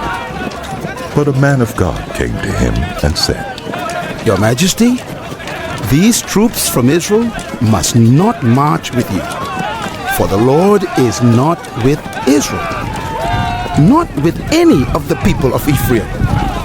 Even if you go and fight courageously in battle, God will overthrow you before the enemy, for God has the power to help or to overthrow. Amaziah asked the man of God, But what about the 100 talents I paid for these Israelite troops? The man of God replied, The Lord can give you much more than that. So Amaziah dismissed the troops who had come to him from Ephraim and sent them home. They were furious with Judah and left for home in a great rage.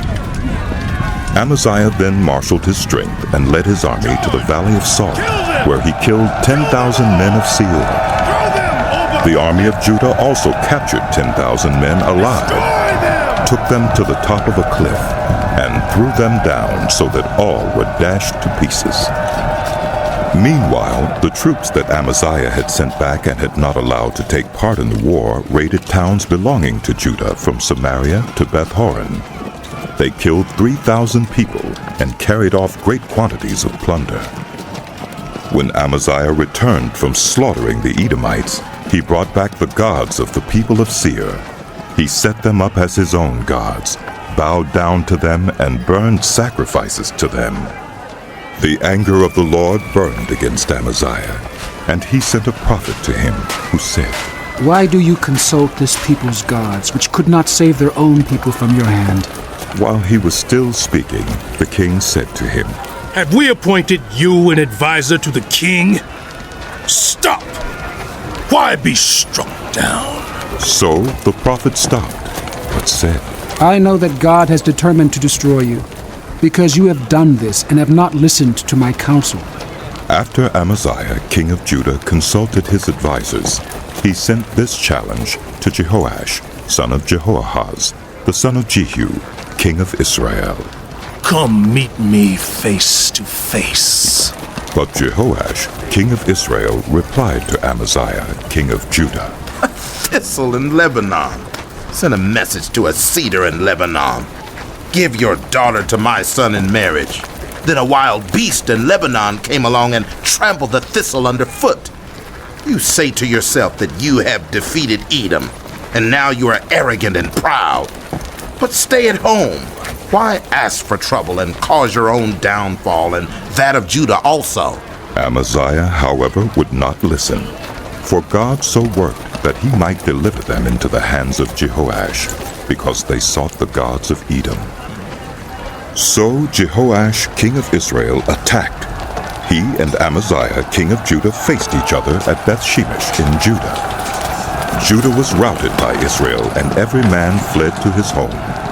Jehoash, king of Israel, captured Amaziah, king of Judah, the son of Joash, the son of Ahaziah, at Beth-shemesh.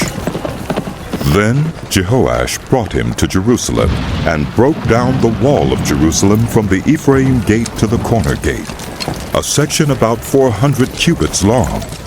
He took all the gold and silver, and all the articles found in the temple of God that had been in the care of Obed-Edom, together with the palace treasures and the hostages, and returned to Samaria.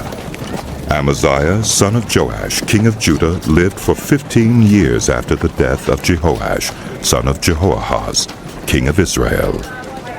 As for the other events of Amaziah's reign, from beginning to end, are they not written in the book of the kings of Judah and Israel? From the time that Amaziah turned away from following the Lord, they conspired against him in Jerusalem, and he fled to Lachish, but they sent men after him to Lachish and killed him there. He was brought back by horse and was burned with his ancestors in the city of Judah. Then all the people of Judah took Uzziah, who was 16 years old, and made him king in place of his father Amaziah. He was the one who rebuilt Elath and restored it to Judah after Amaziah rested with his ancestors. Uzziah was 16 years old when he became king, and he reigned in Jerusalem 52 years. His mother's name was Jechaliah. She was from Jerusalem. He did what was right in the eyes of the Lord, just as his father Amaziah had done. He sought God during the days of Zechariah, who instructed him in the fear of God. As long as he sought the Lord, God gave him success. He went to war against the Philistines and broke down the walls of Gath, Jabneh, and Ashdod. He then rebuilt towns near Ashdod and elsewhere among the Philistines. God helped him against the Philistines and against the Arabs who lived in Gur-baal, and against the Meunites. The Ammonites brought tribute to Uzziah, and his fame spread as far as the border of Egypt, because he had become very powerful. Uzziah built towers in Jerusalem at the corner gate, at the valley gate, and at the angle of the wall, and he fortified them. He also built towers in the wilderness, and dug many cisterns, because he had much livestock in the foothills and in the plain. He had people working his fields and vineyards in the hills and in the fertile lands, for he loved the soil. Uzziah had a well-trained army, ready to go out by divisions according to their numbers as mustered by Jeiel, the secretary, and Maaseiah, the officer under the direction of Hananiah, one of the royal officials. The total number of family leaders over the fighting men were 2,600. Under their command was an army of 307,500 men, trained for war, a powerful force to support the king against his enemies. Uzziah provided shields, spears, helmets, coats of armor, bows, and slingstones for the entire army. In Jerusalem, he made devices designed by skilled workers for use on the towers and on the corner defenses, so that soldiers could shoot arrows and hurl large stones from the walls. His fame spread far and wide, for he was greatly helped until he became powerful. But after Uzziah became powerful, his pride led to his downfall. He was unfaithful to the Lord his God, and entered the temple of the Lord to burn incense on the altar of incense. Azariah the priest, with 80 other courageous priests of the Lord, followed him in. They confronted King Uzziah and said, "It is not right for you, Uzziah, to burn incense to the Lord. That is for the priests, the descendants of Aaron, who have been consecrated to burn incense. Leave the sanctuary, for you have been unfaithful, and you will not be honored by the Lord God." Uzziah, who had a censer in his hand ready to burn incense, became angry. While he was raging at the priests in their presence before the incense altar in the Lord's temple, leprosy broke out on his forehead. When Azariah the chief priest and all the other priests looked at him, they saw that he had leprosy on his forehead, so they hurried him out. Indeed, he himself was eager to leave, because the Lord had afflicted him. King Uzziah had leprosy until the day he died. He lived in a separate house, leprous and excluded from the temple of the Lord. Jotham, his son, had charge of the palace and governed the people of the land. The other events of Uzziah's reign from beginning to end are recorded by the prophet Isaiah, son of Amos. Uzziah rested with his ancestors and was buried near them in a cemetery that belonged to the kings. For people said, "He had leprosy." And Jotham, his son, succeeded him as king. Jotham was 25 years old when he became king, and he reigned in Jerusalem 16 years. His mother's name was Jerusha, daughter of Zadok. He did what was right in the eyes of the Lord, just as his father Uzziah had done. But unlike him, he did not enter the temple of the Lord. The people, however, continued their corrupt practices. Jotham rebuilt the upper gate of the temple of the Lord and did extensive work on the wall at the hill of Ophel. He built towns in the hill country of Judah and forts and towers in the wooded areas. Jotham made war on the king of the Ammonites and conquered them. That year the Ammonites paid him 100 talents of silver, 10,000 cores of wheat, and 10,000 cores of barley. The Ammonites brought him the same amount also in the second and third years. Jotham grew powerful because he walked steadfastly before the Lord his God. The other events in Jotham's reign, including all his wars and the other things he did, are written in the book of the kings of Israel and Judah. He was 25 years old when he became king, and he reigned in Jerusalem 16 years. Jotham rested with his ancestors and was buried in the city of David, and Ahaz, his son, succeeded him as king. Ahaz was 20 years old when he became king, and he reigned in Jerusalem 16 years. Unlike David his father, he did not do what was right in the eyes of the Lord. He followed the ways of the kings of Israel, and also made idols for worshiping the Baals.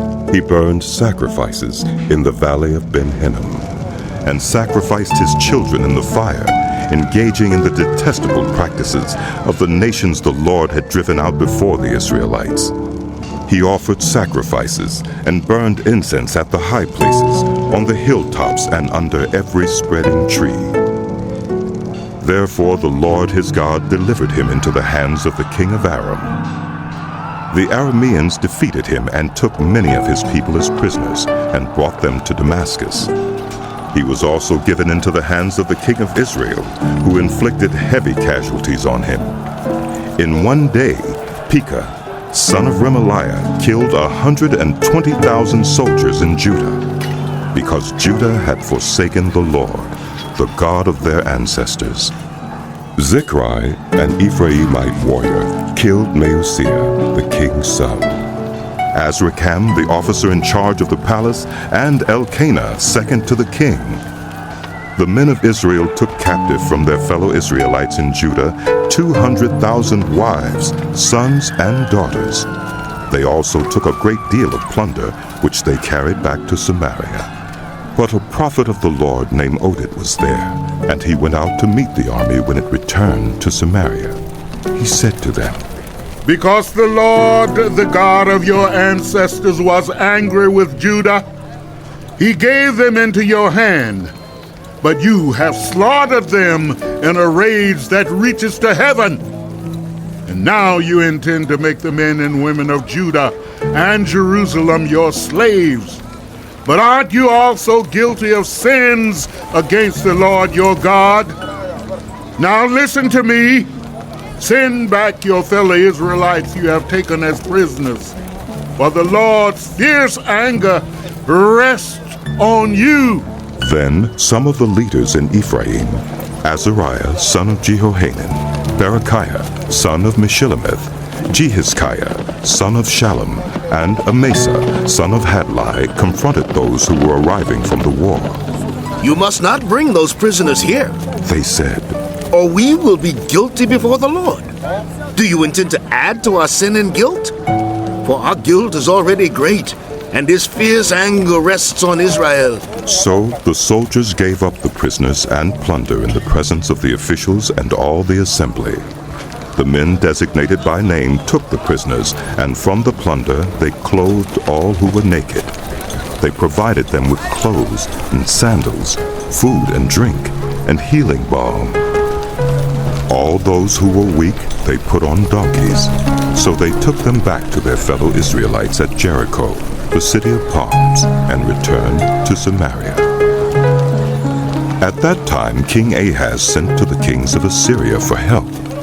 The Edomites had again come and attacked Judah and carried away prisoners, while the Philistines had raided towns in the foothills and in the Negev of Judah.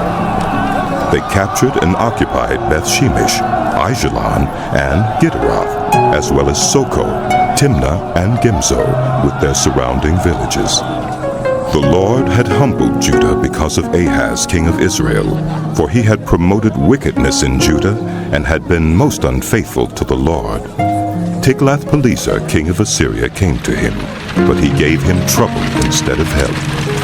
Ahaz took some of the things from the temple of the Lord and from the royal palace and from the officials and presented them to the king of Assyria, but that did not help him.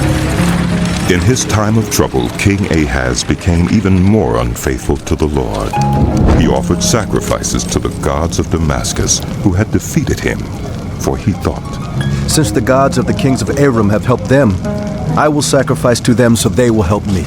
But they were his downfall and the downfall of all Israel. Ahaz gathered together the furnishings from the temple of God and cut them in pieces. He shut the doors of the Lord's temple and set up altars at every street corner in Jerusalem. In every town in Judah he built high places to burn sacrifices to other gods and aroused the anger of the Lord, the God of his ancestors. The other events of his reign and all his ways from beginning to end are written in the book of the kings of Judah and Israel. Ahaz rested with his ancestors and was buried in the city of Jerusalem, but he was not placed in the tombs of the kings of Israel. And Hezekiah his son succeeded him as king. Hezekiah was 25 years old when he became king, and he reigned in Jerusalem 29 years. His mother's name was Abijah, daughter of Zechariah. He did what was right in the eyes of the Lord, just as his father David had done. In the first month of the first year of his reign, he opened the doors of the temple of the Lord and repaired them. He brought in the priests and the Levites, assembled them in the square on the east side, and said, "Listen to me, Levites. Consecrate yourselves now, and consecrate the temple of the Lord, the God of your ancestors. Remove all defilement from the sanctuary.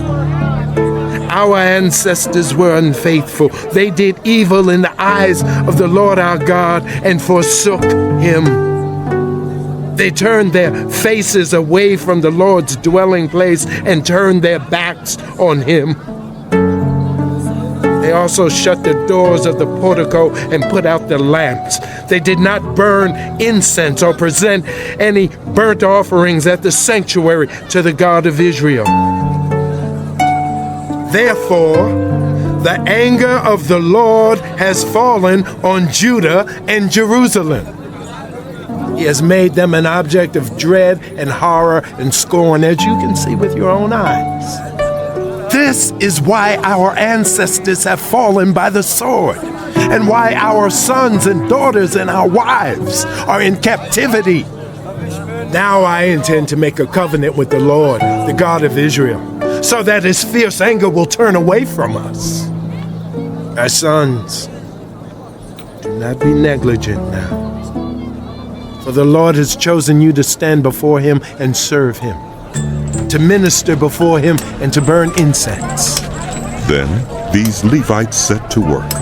From the Kohathites, Mahath, son of Amasai, and Joel, son of Azariah, from the Merarites, Kish, son of Abdi, and Azariah, son of Jehalalel, from the Gershonites, Joah, son of Zimmah, and Eden, son of Joah, from the descendants of Elozaphan, Shimri, and Jeiel, from the descendants of Asaph, Zechariah and Mattaniah, from the descendants of Heman, Jehiel and Shimei, from the descendants of Jeduthun, Shemaiah and Uzziel.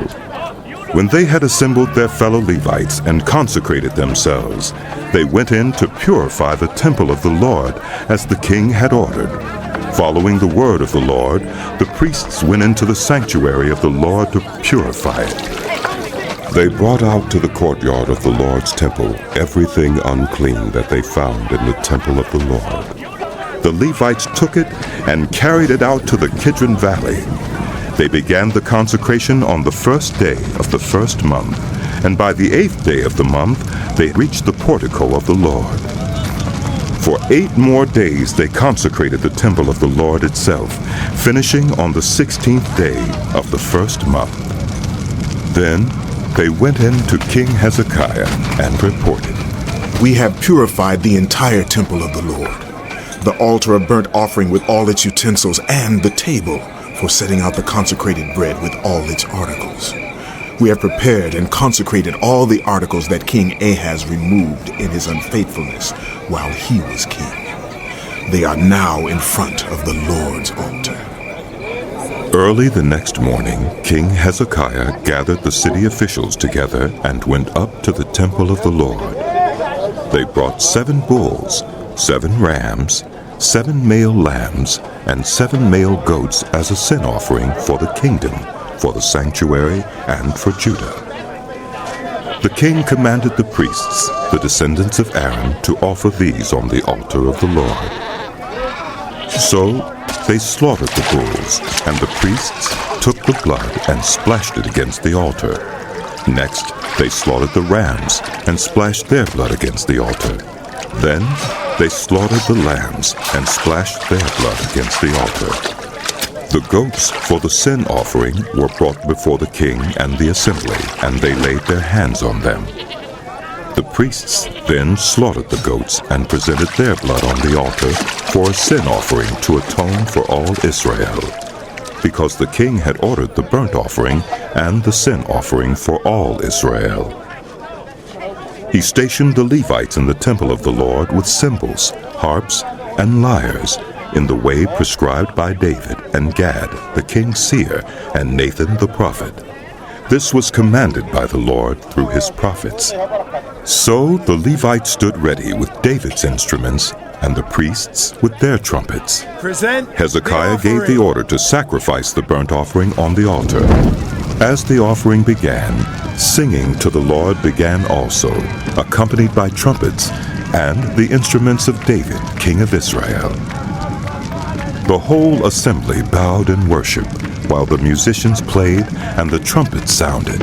All this continued until the sacrifice of the burnt offering was completed. When the offerings were finished, the king and everyone present with him knelt down and worshipped. King Hezekiah and his officials ordered the Levites to praise the Lord with the words of David and of Asaph the seer. So they sang praises with gladness and bowed down and worshipped. Then Hezekiah said, "You have now dedicated yourselves to the Lord. Come and bring sacrifices and thank offerings to the temple of the Lord." So the assembly brought sacrifices and thank offerings, and all whose hearts were willing brought burnt offerings. The number of burnt offerings the assembly brought was 70 bulls, 100 rams, and 200 male lambs, all of them for burnt offerings to the Lord. The animals consecrated as sacrifices amounted to 600 bulls and 3,000 sheep and goats. The priests, however, were too few to skin all the burnt offerings. So their relatives, the Levites, helped them until the task was finished, and until other priests had been consecrated. For the Levites had been more conscientious in consecrating themselves than the priests had been. There were burnt offerings in abundance, together with the fat of the fellowship offerings and the drink offerings that accompanied the burnt offerings. So the service of the temple of the Lord was reestablished. Hezekiah and all the people rejoiced at what God had brought about for his people, because it was done so quickly. Hezekiah sent word to all Israel and Judah, and also wrote letters to Ephraim and Manasseh, inviting them to come to the temple of the Lord in Jerusalem and celebrate the Passover to the Lord, the God of Israel. The king and his officials and the whole assembly in Jerusalem decided to celebrate the Passover in the 2nd month. They had not been able to celebrate it at the regular time because not enough priests had consecrated themselves, and the people had not assembled in Jerusalem. The plan seemed right, both to the king and to the whole assembly. They decided to send a proclamation throughout Israel, from Beersheba to Dan, calling the people to come to Jerusalem and celebrate the Passover to the Lord, the God of Israel.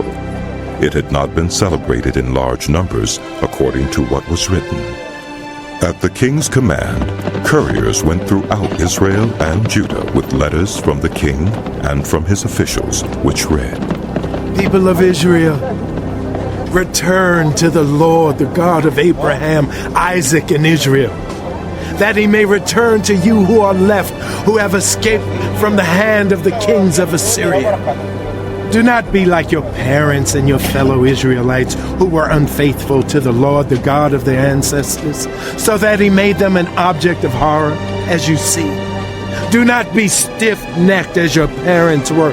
Submit to the Lord. Come to his sanctuary, which he has consecrated forever.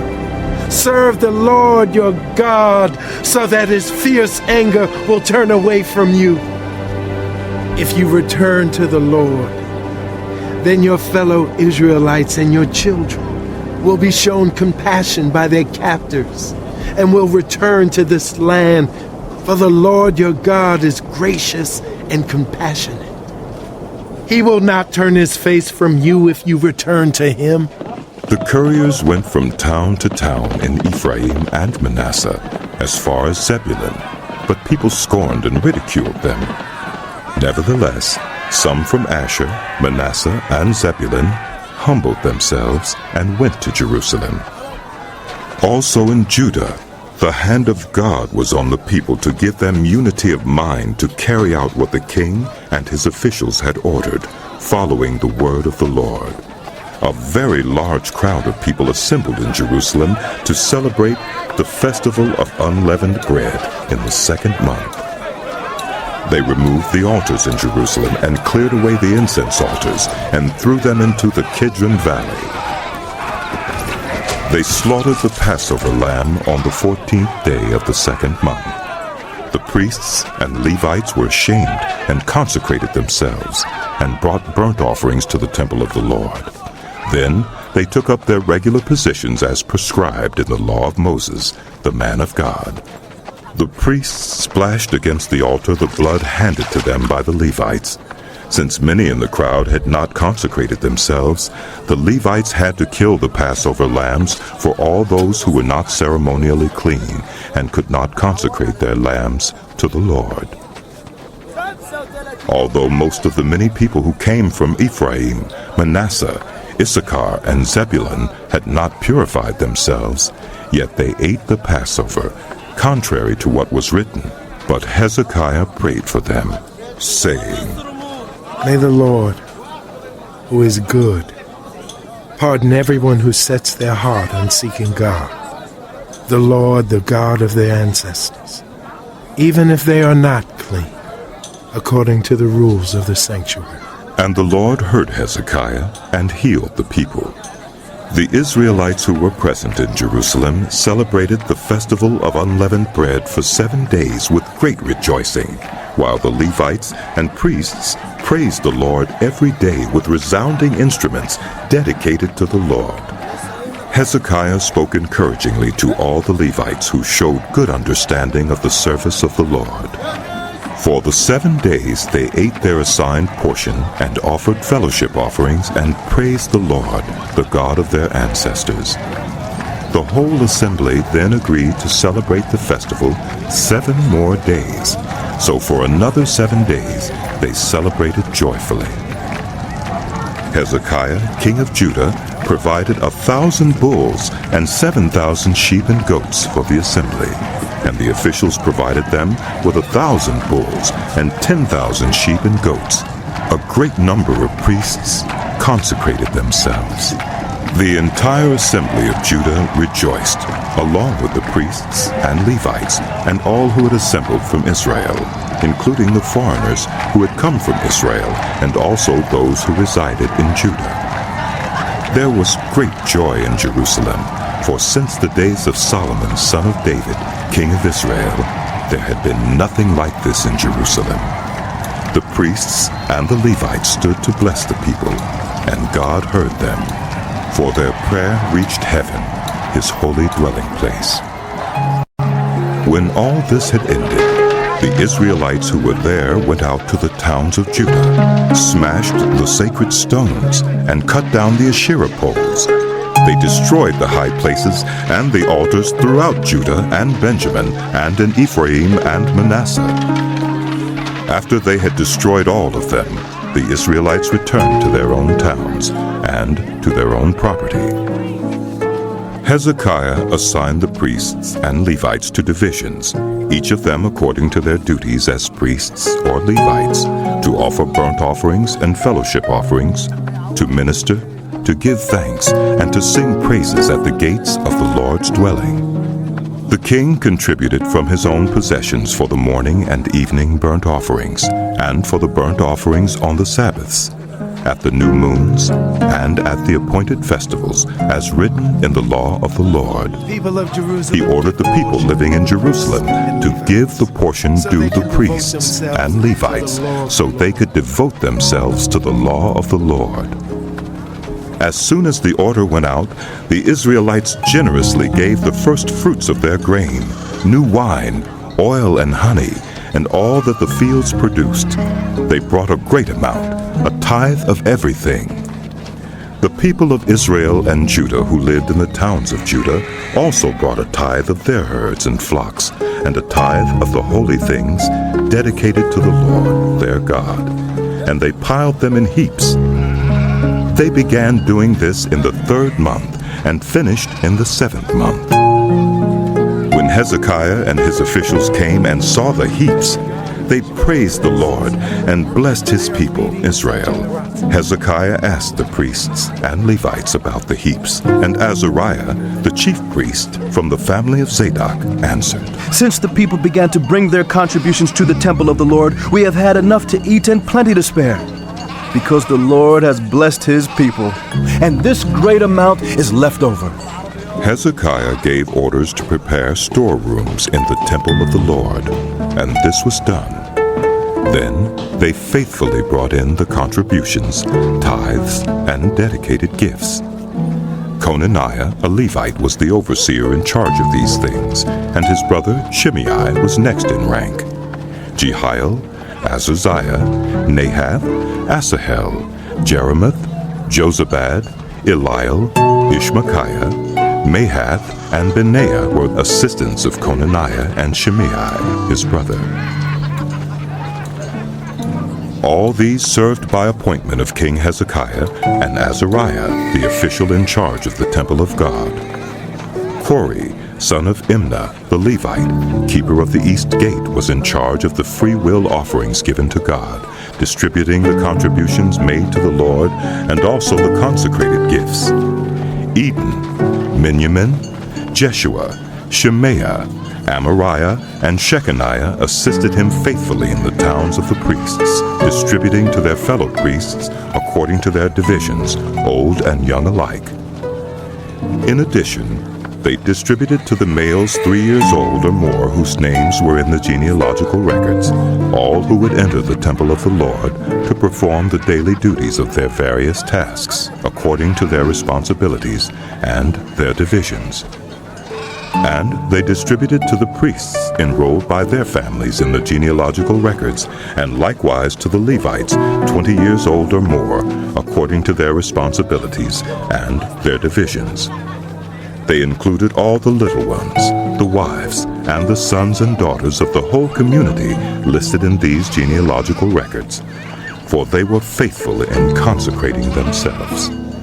As for the priests, the descendants of Aaron who lived on the farmlands around their towns, or in any other towns, men were designated by name to distribute portions to every male among them, and to all who were recorded in the genealogies of the Levites. This is what Hezekiah did throughout Judah, doing what was good and right and faithful before the Lord his God. In everything that he undertook in the service of God's temple, and in obedience to the law and the commands, he sought his God and worked wholeheartedly, and so he prospered. After all that Hezekiah had so faithfully done, Sennacherib, king of Assyria, came and invaded Judah. He laid siege to the fortified cities, thinking to conquer them for himself. When Hezekiah saw that Sennacherib had come and that he intended to make war on Jerusalem, he consulted with his officials and military staff about blocking off the water from the springs outside the city, and they helped him. A large force assembled and blocked all the springs and the stream that flowed through the land. Why should the kings of Assyria come and find plenty of water? They said. Then he worked hard repairing all the broken sections of the wall and building towers on it. He built another wall outside that one and reinforced the terraces of the city of David. He also made large numbers of weapons and shields. He appointed military officers over the people and assembled them before him in the square at the city gate and encouraged them with these words. Be strong and courageous. Do not be afraid or discouraged because of the king of Assyria and the vast army with him. For there is a greater power with us than with him. With him is only the arm of flesh. But with us is the Lord our God to help us and to fight our battles. And the people gained confidence from what Hezekiah, the king of Judah, said. Later, when Sennacherib, king of Assyria, and all his forces were laying siege to Lachish, he sent his officers to Jerusalem with this message for Hezekiah, king of Judah, and for all the people of Judah who were there. This is what Sennacherib, king of Assyria, says? On what are you basing your confidence? That you remain in Jerusalem under siege? When Hezekiah says, the Lord our God will save us from the hand of the king of Assyria, he is misleading you to let you die of hunger and thirst. Did not Hezekiah himself remove this God's high places and altars, saying to Judah and Jerusalem, you must worship before one altar and burn sacrifices on it? Do you not know what I and my predecessors have done to all the peoples of the other lands? Were the gods of those nations ever able to deliver their land from my hand? Who of all the gods of these nations that my predecessors destroyed has been able to save his people from me? How then can your God deliver you from my hand? Now do not let Hezekiah deceive you and mislead you like this. Do not believe him, for no God of any nation or kingdom has been able to deliver his people from my hand or the hand of my predecessors.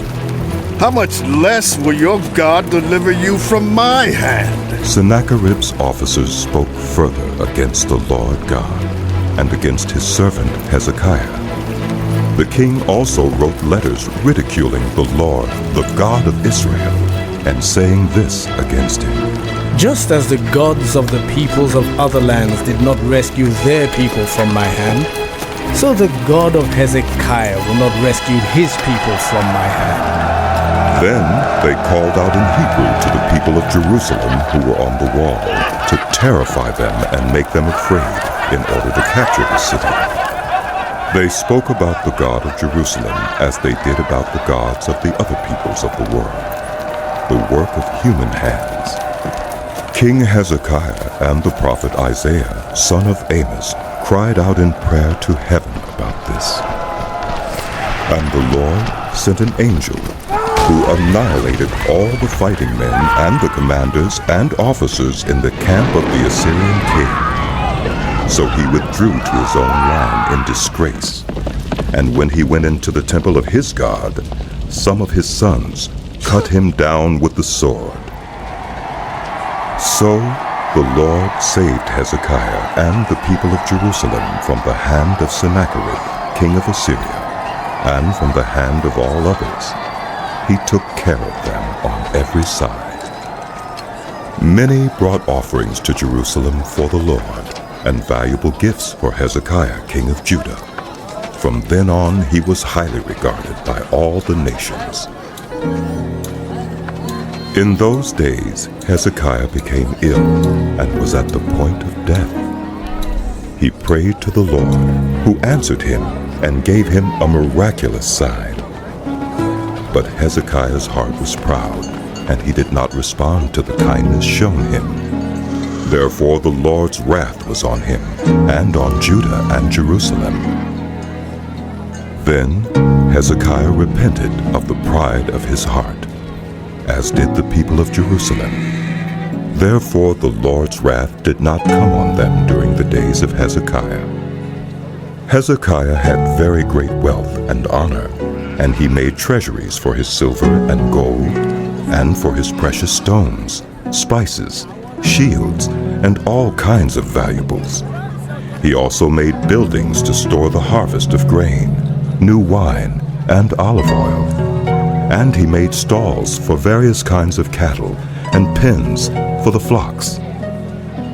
He built villages and acquired great numbers of flocks and herds, for God had given him very great riches. It was Hezekiah who blocked the upper outlet of the Gihon spring and channeled the water down to the west side of the city of David. He succeeded in everything he undertook. But when envoys were sent by the rulers of Babylon to ask him about the miraculous sign that had occurred in the land, God left him to test him and to know everything that was in his heart. The other events of Hezekiah's reign and his acts of devotion are written in the vision of the prophet Isaiah, son of Amos, in the book of the kings of Judah and Israel. Hezekiah rested with his ancestors and was buried on the hill where the tombs of David's descendants are. All Judah and the people of Jerusalem honored him when he died, and Manasseh, his son, succeeded him as king. Manasseh was 12 years old when he became king, and he reigned in Jerusalem 55 years. He did evil in the eyes of the Lord, following the detestable practices of the nations the Lord had driven out before the Israelites. He rebuilt the high places his father Hezekiah had demolished. He also erected altars to the Baals and made Asherah poles. He bowed down to all the starry hosts and worshipped them. He built altars in the temple of the Lord, of which the Lord had said, "My name will remain in Jerusalem forever." In both courts of the temple of the Lord, he built altars to all the starry hosts. He sacrificed his children in the fire in the valley of Ben-Hinnom, practiced divination and witchcraft, sought omens, and consulted mediums and spiritists. He did much evil in the eyes of the Lord, arousing his anger. He took the image he had made and put it in God's temple, of which God had said to David and to his son Solomon, "In this temple and in Jerusalem, which I have chosen out of all the tribes of Israel, I will put my name forever. I will not again make the feet of the Israelites leave the land I assigned to your ancestors, if only they will be careful to do everything I commanded them concerning all the laws, decrees, and regulations given through Moses." But Manasseh led Judah and the people of Jerusalem astray, so that they did more evil than the nations the Lord had destroyed before the Israelites. The Lord spoke to Manasseh and his people, but they paid no attention. So the Lord brought against them the army commanders of the king of Assyria, who took Manasseh prisoner, put a hook in his nose, bound him with bronze shackles, and took him to Babylon. In his distress, he sought the favor of the Lord his God, and humbled himself greatly before the God of his ancestors. And when he prayed to him, the Lord was moved by his entreaty and listened to his plea. So he brought him back to Jerusalem and to his kingdom. Then Manasseh knew that the Lord is God. Afterward, he rebuilt the outer wall of the city of David, west of the Gihon spring in the valley, as far as the entrance of the fish gate, and encircling the hill of Ophel. he also made it much higher. He stationed military commanders in all the fortified cities in Judah. He got rid of the foreign gods and removed the image from the temple of the Lord, as well as all the altars he had built on the temple hill and in Jerusalem, and he threw them out of the city. Then he restored the altar of the Lord and sacrificed fellowship offerings and thank offerings on it, and told Judah to serve the Lord, the God of Israel. The people, however, continued to sacrifice at the high places, but only to the Lord their God. The other events of Manasseh's reign, including his prayer to his God, and the words the seers spoke to him in the name of the Lord, the God of Israel, are written in the annals of the kings of Israel. His prayer and how God was moved by his entreaty, as well as all his sins and unfaithfulness, and the sites where he built high places and set up Asherah poles and idols before he humbled himself. All these are written in the records of the seers. Manasseh rested with his ancestors and was buried in his palace, and Amon, his son, succeeded him as king. Amon was 22 years old when he became king, and he reigned in Jerusalem 2 years. He did evil in the eyes of the Lord as his father Manasseh had done. Amon worshipped and offered sacrifices to all the idols Manasseh had made. But unlike his father Manasseh, he did not humble himself before the Lord. Amon increased his guilt. Amon's officials conspired against him and assassinated him in his palace. Then the people of the land killed all who had plotted against King Amon, and they made Josiah, his son, king in his place. Josiah was 8 years old when he became king, and he reigned in Jerusalem 31 years. He did what was right in the eyes of the Lord and followed the ways of his father David, not turning aside to the right or to the left. In the 8th year of his reign, while he was still young, he began to seek the God of his father David. In his 12th year, he began to purge Judah and Jerusalem of high places, Asherah poles, and idols. Under his direction, the altars of the Baals were torn down. He cut to pieces the incense altars that were above them, and smashed the Asherah poles and the idols. These he broke to pieces and scattered over the graves of those who had sacrificed to them.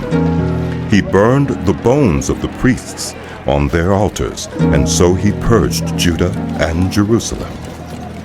In the towns of Manasseh, Ephraim, and Simeon, as far as Naphtali, and in the ruins around them, he tore down the altars and the Asherah poles and crushed the idols to powder, and cut to pieces all the incense altars throughout Israel.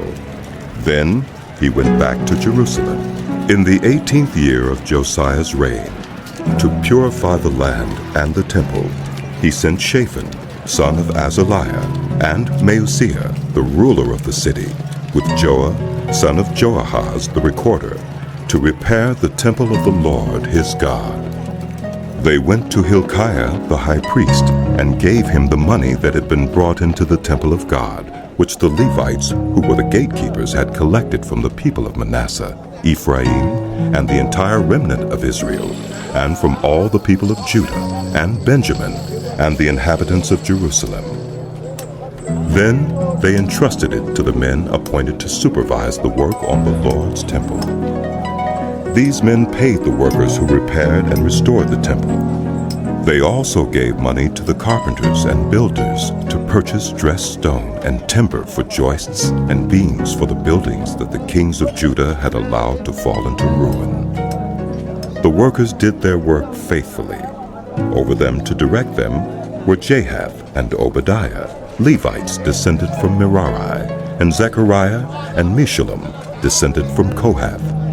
The Levites, all who were skilled in playing musical instruments, had charge of the laborers and supervised all the workers from job to job.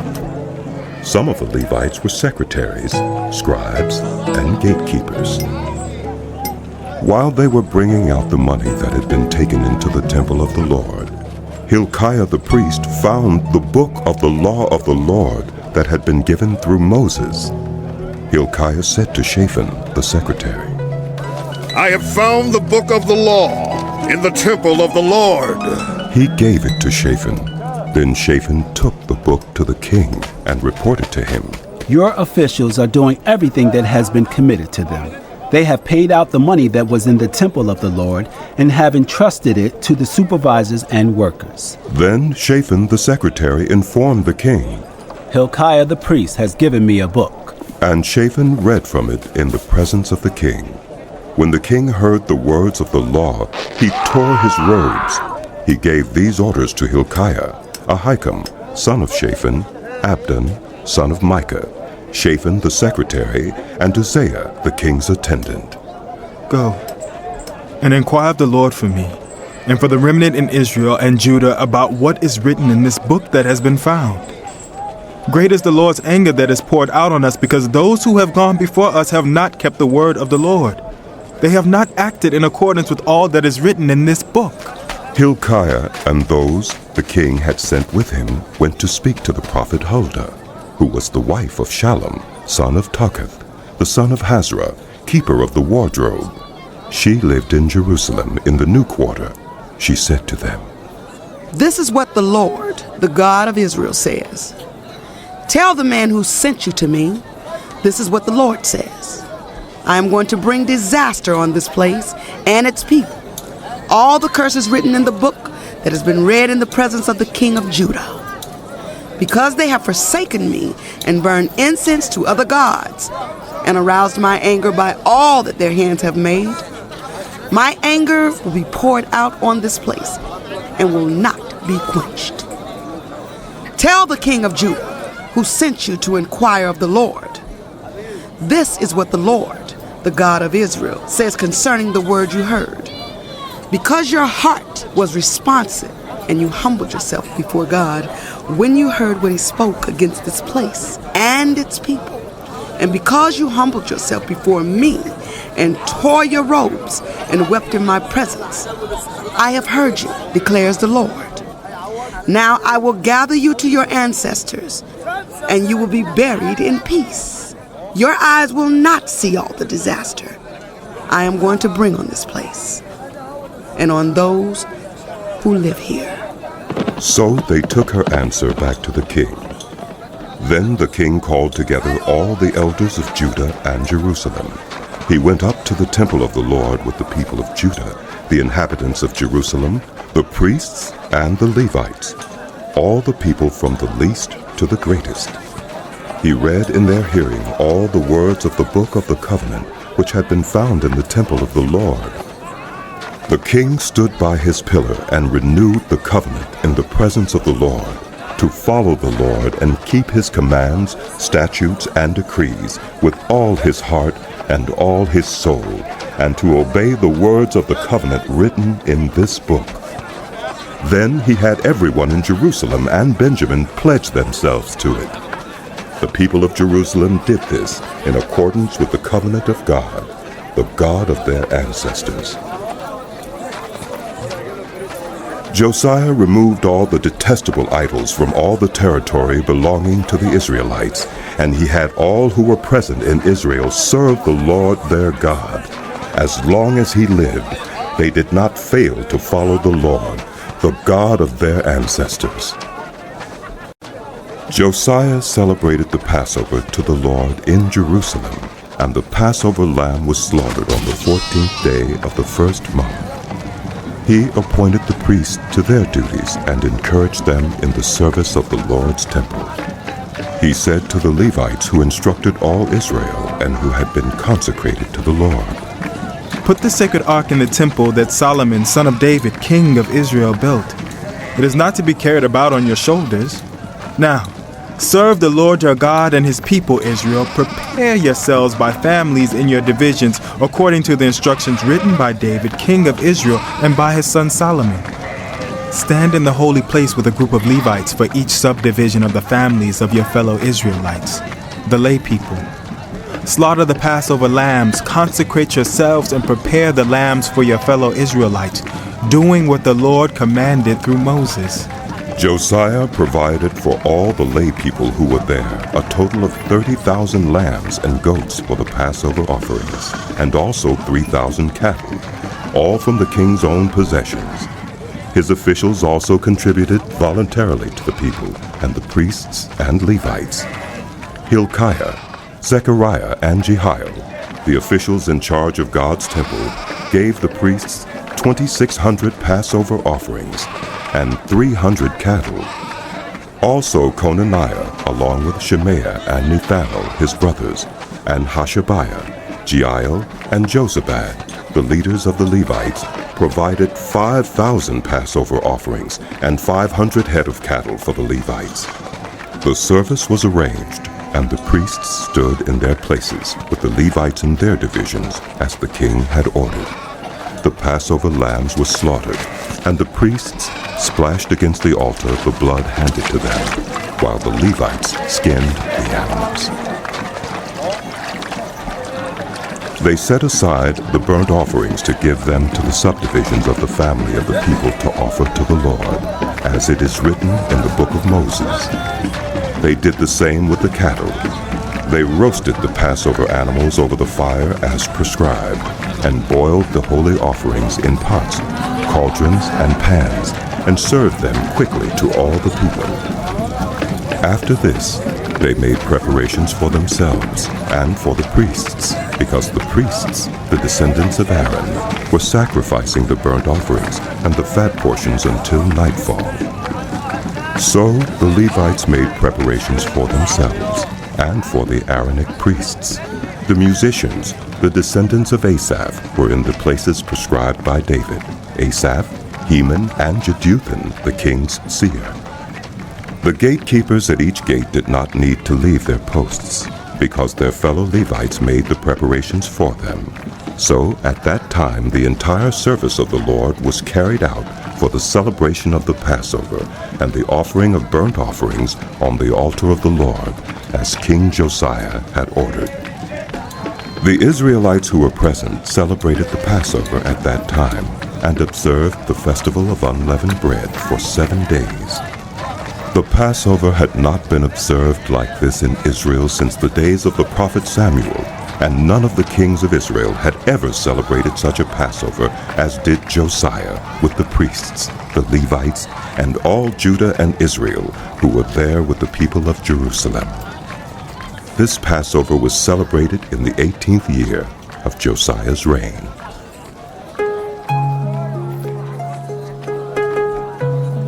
After all this, when Josiah had set the temple in order, Necho, king of Egypt, went up to fight at Carchemish on the Euphrates, and Josiah marched out to meet him in battle. But Necho sent messengers to him, saying, "What quarrel is there, King of Judah, between you and me? It is not you I am attacking at this time, but the house with which I am at war. God has told me to hurry, so stop opposing God, who is with me, or he will destroy you." Archers shot King Josiah, and he told his officers, "Take me away. I am badly wounded." So they took him out of his chariot, put him in his other chariot, and brought him to Jerusalem, where he died. He was buried in the tombs of his ancestors, and all Judah and Jerusalem mourned for him. Jeremiah composed laments for Josiah, and to this day all the male and female singers commemorate Josiah in the laments. These became a tradition in Israel and are written in the laments. The other events of Josiah's reign and his acts of devotion in accordance with what is written in the law of the Lord, all the events from beginning to end, are written in the book of the kings of Israel and Judah. And the people of the land took Jehoahaz, son of Josiah, and made him king in Jerusalem in place of his father. Jehoahaz was 23 years old when he became king, and he reigned in Jerusalem 3 months. the king of Egypt dethroned him in Jerusalem and imposed on Judah a levy of 100 talents of silver and a talent of gold. The king of Egypt made Eliakim, a brother of Jehoahaz, king over Judah and Jerusalem, and changed Eliakim's name to Jehoiakim. But Necho took Eliakim's brother Jehoahaz and carried him off to Egypt. Jehoiakim was 25 years old when he became king, and he reigned in Jerusalem 11 years. He did evil in the eyes of the Lord his God. Nebuchadnezzar, king of Babylon, attacked him and bound him with bronze shackles to take him to Babylon. Nebuchadnezzar also took to Babylon articles from the temple of the Lord and put them in his temple there. The other events of Jehoiakim's reign, the detestable things he did, and all that was found against him, are written in the book of the kings of Israel and Judah. And Jehoiakim, his son, succeeded him as king. Jehoiakim was 18 years old when he became king, and he reigned in Jerusalem 3 months and 10 days. He did evil in the eyes of the Lord. In the spring, King Nebuchadnezzar sent for him and brought him to Babylon, together with articles of value from the temple of the Lord. And he made Jehoiakim's uncle, Zedekiah, king over Judah and Jerusalem. Zedekiah was 21 years old when he became king, and he reigned in Jerusalem 11 years.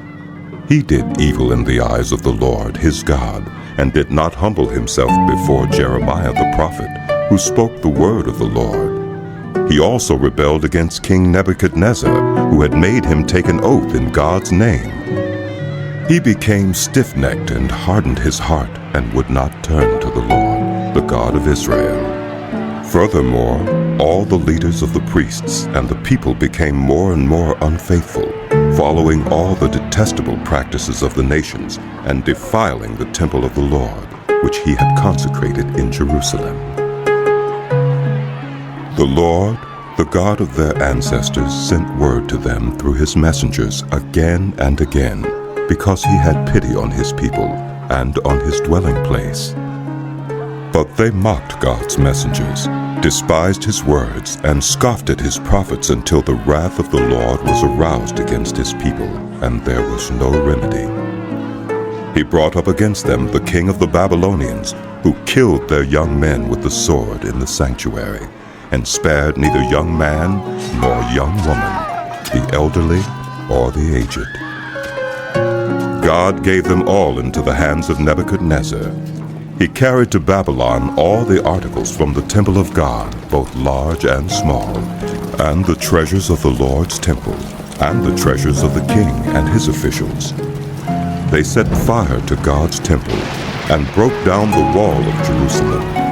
They burned all the palaces, and destroyed everything of value there. He carried into exile to Babylon the remnant, who escaped from the sword, and they became servants to him and his successors, until the kingdom of Persia came to power.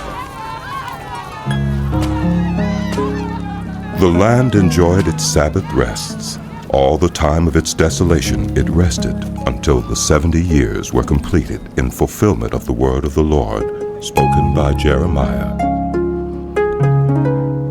In the first year of Cyrus, king of Persia, in order to fulfill the word of the Lord spoken by Jeremiah, the Lord moved the heart of Cyrus, king of Persia, to make a proclamation throughout his realm, and also to put it in writing. This is what Cyrus, king of Persia, says. The Lord, the God of heaven, has given me all the kingdoms of the earth, and he has appointed me to build a temple for him at Jerusalem in Judah. Any of his people among you, may the Lord their God be with them, and let them go.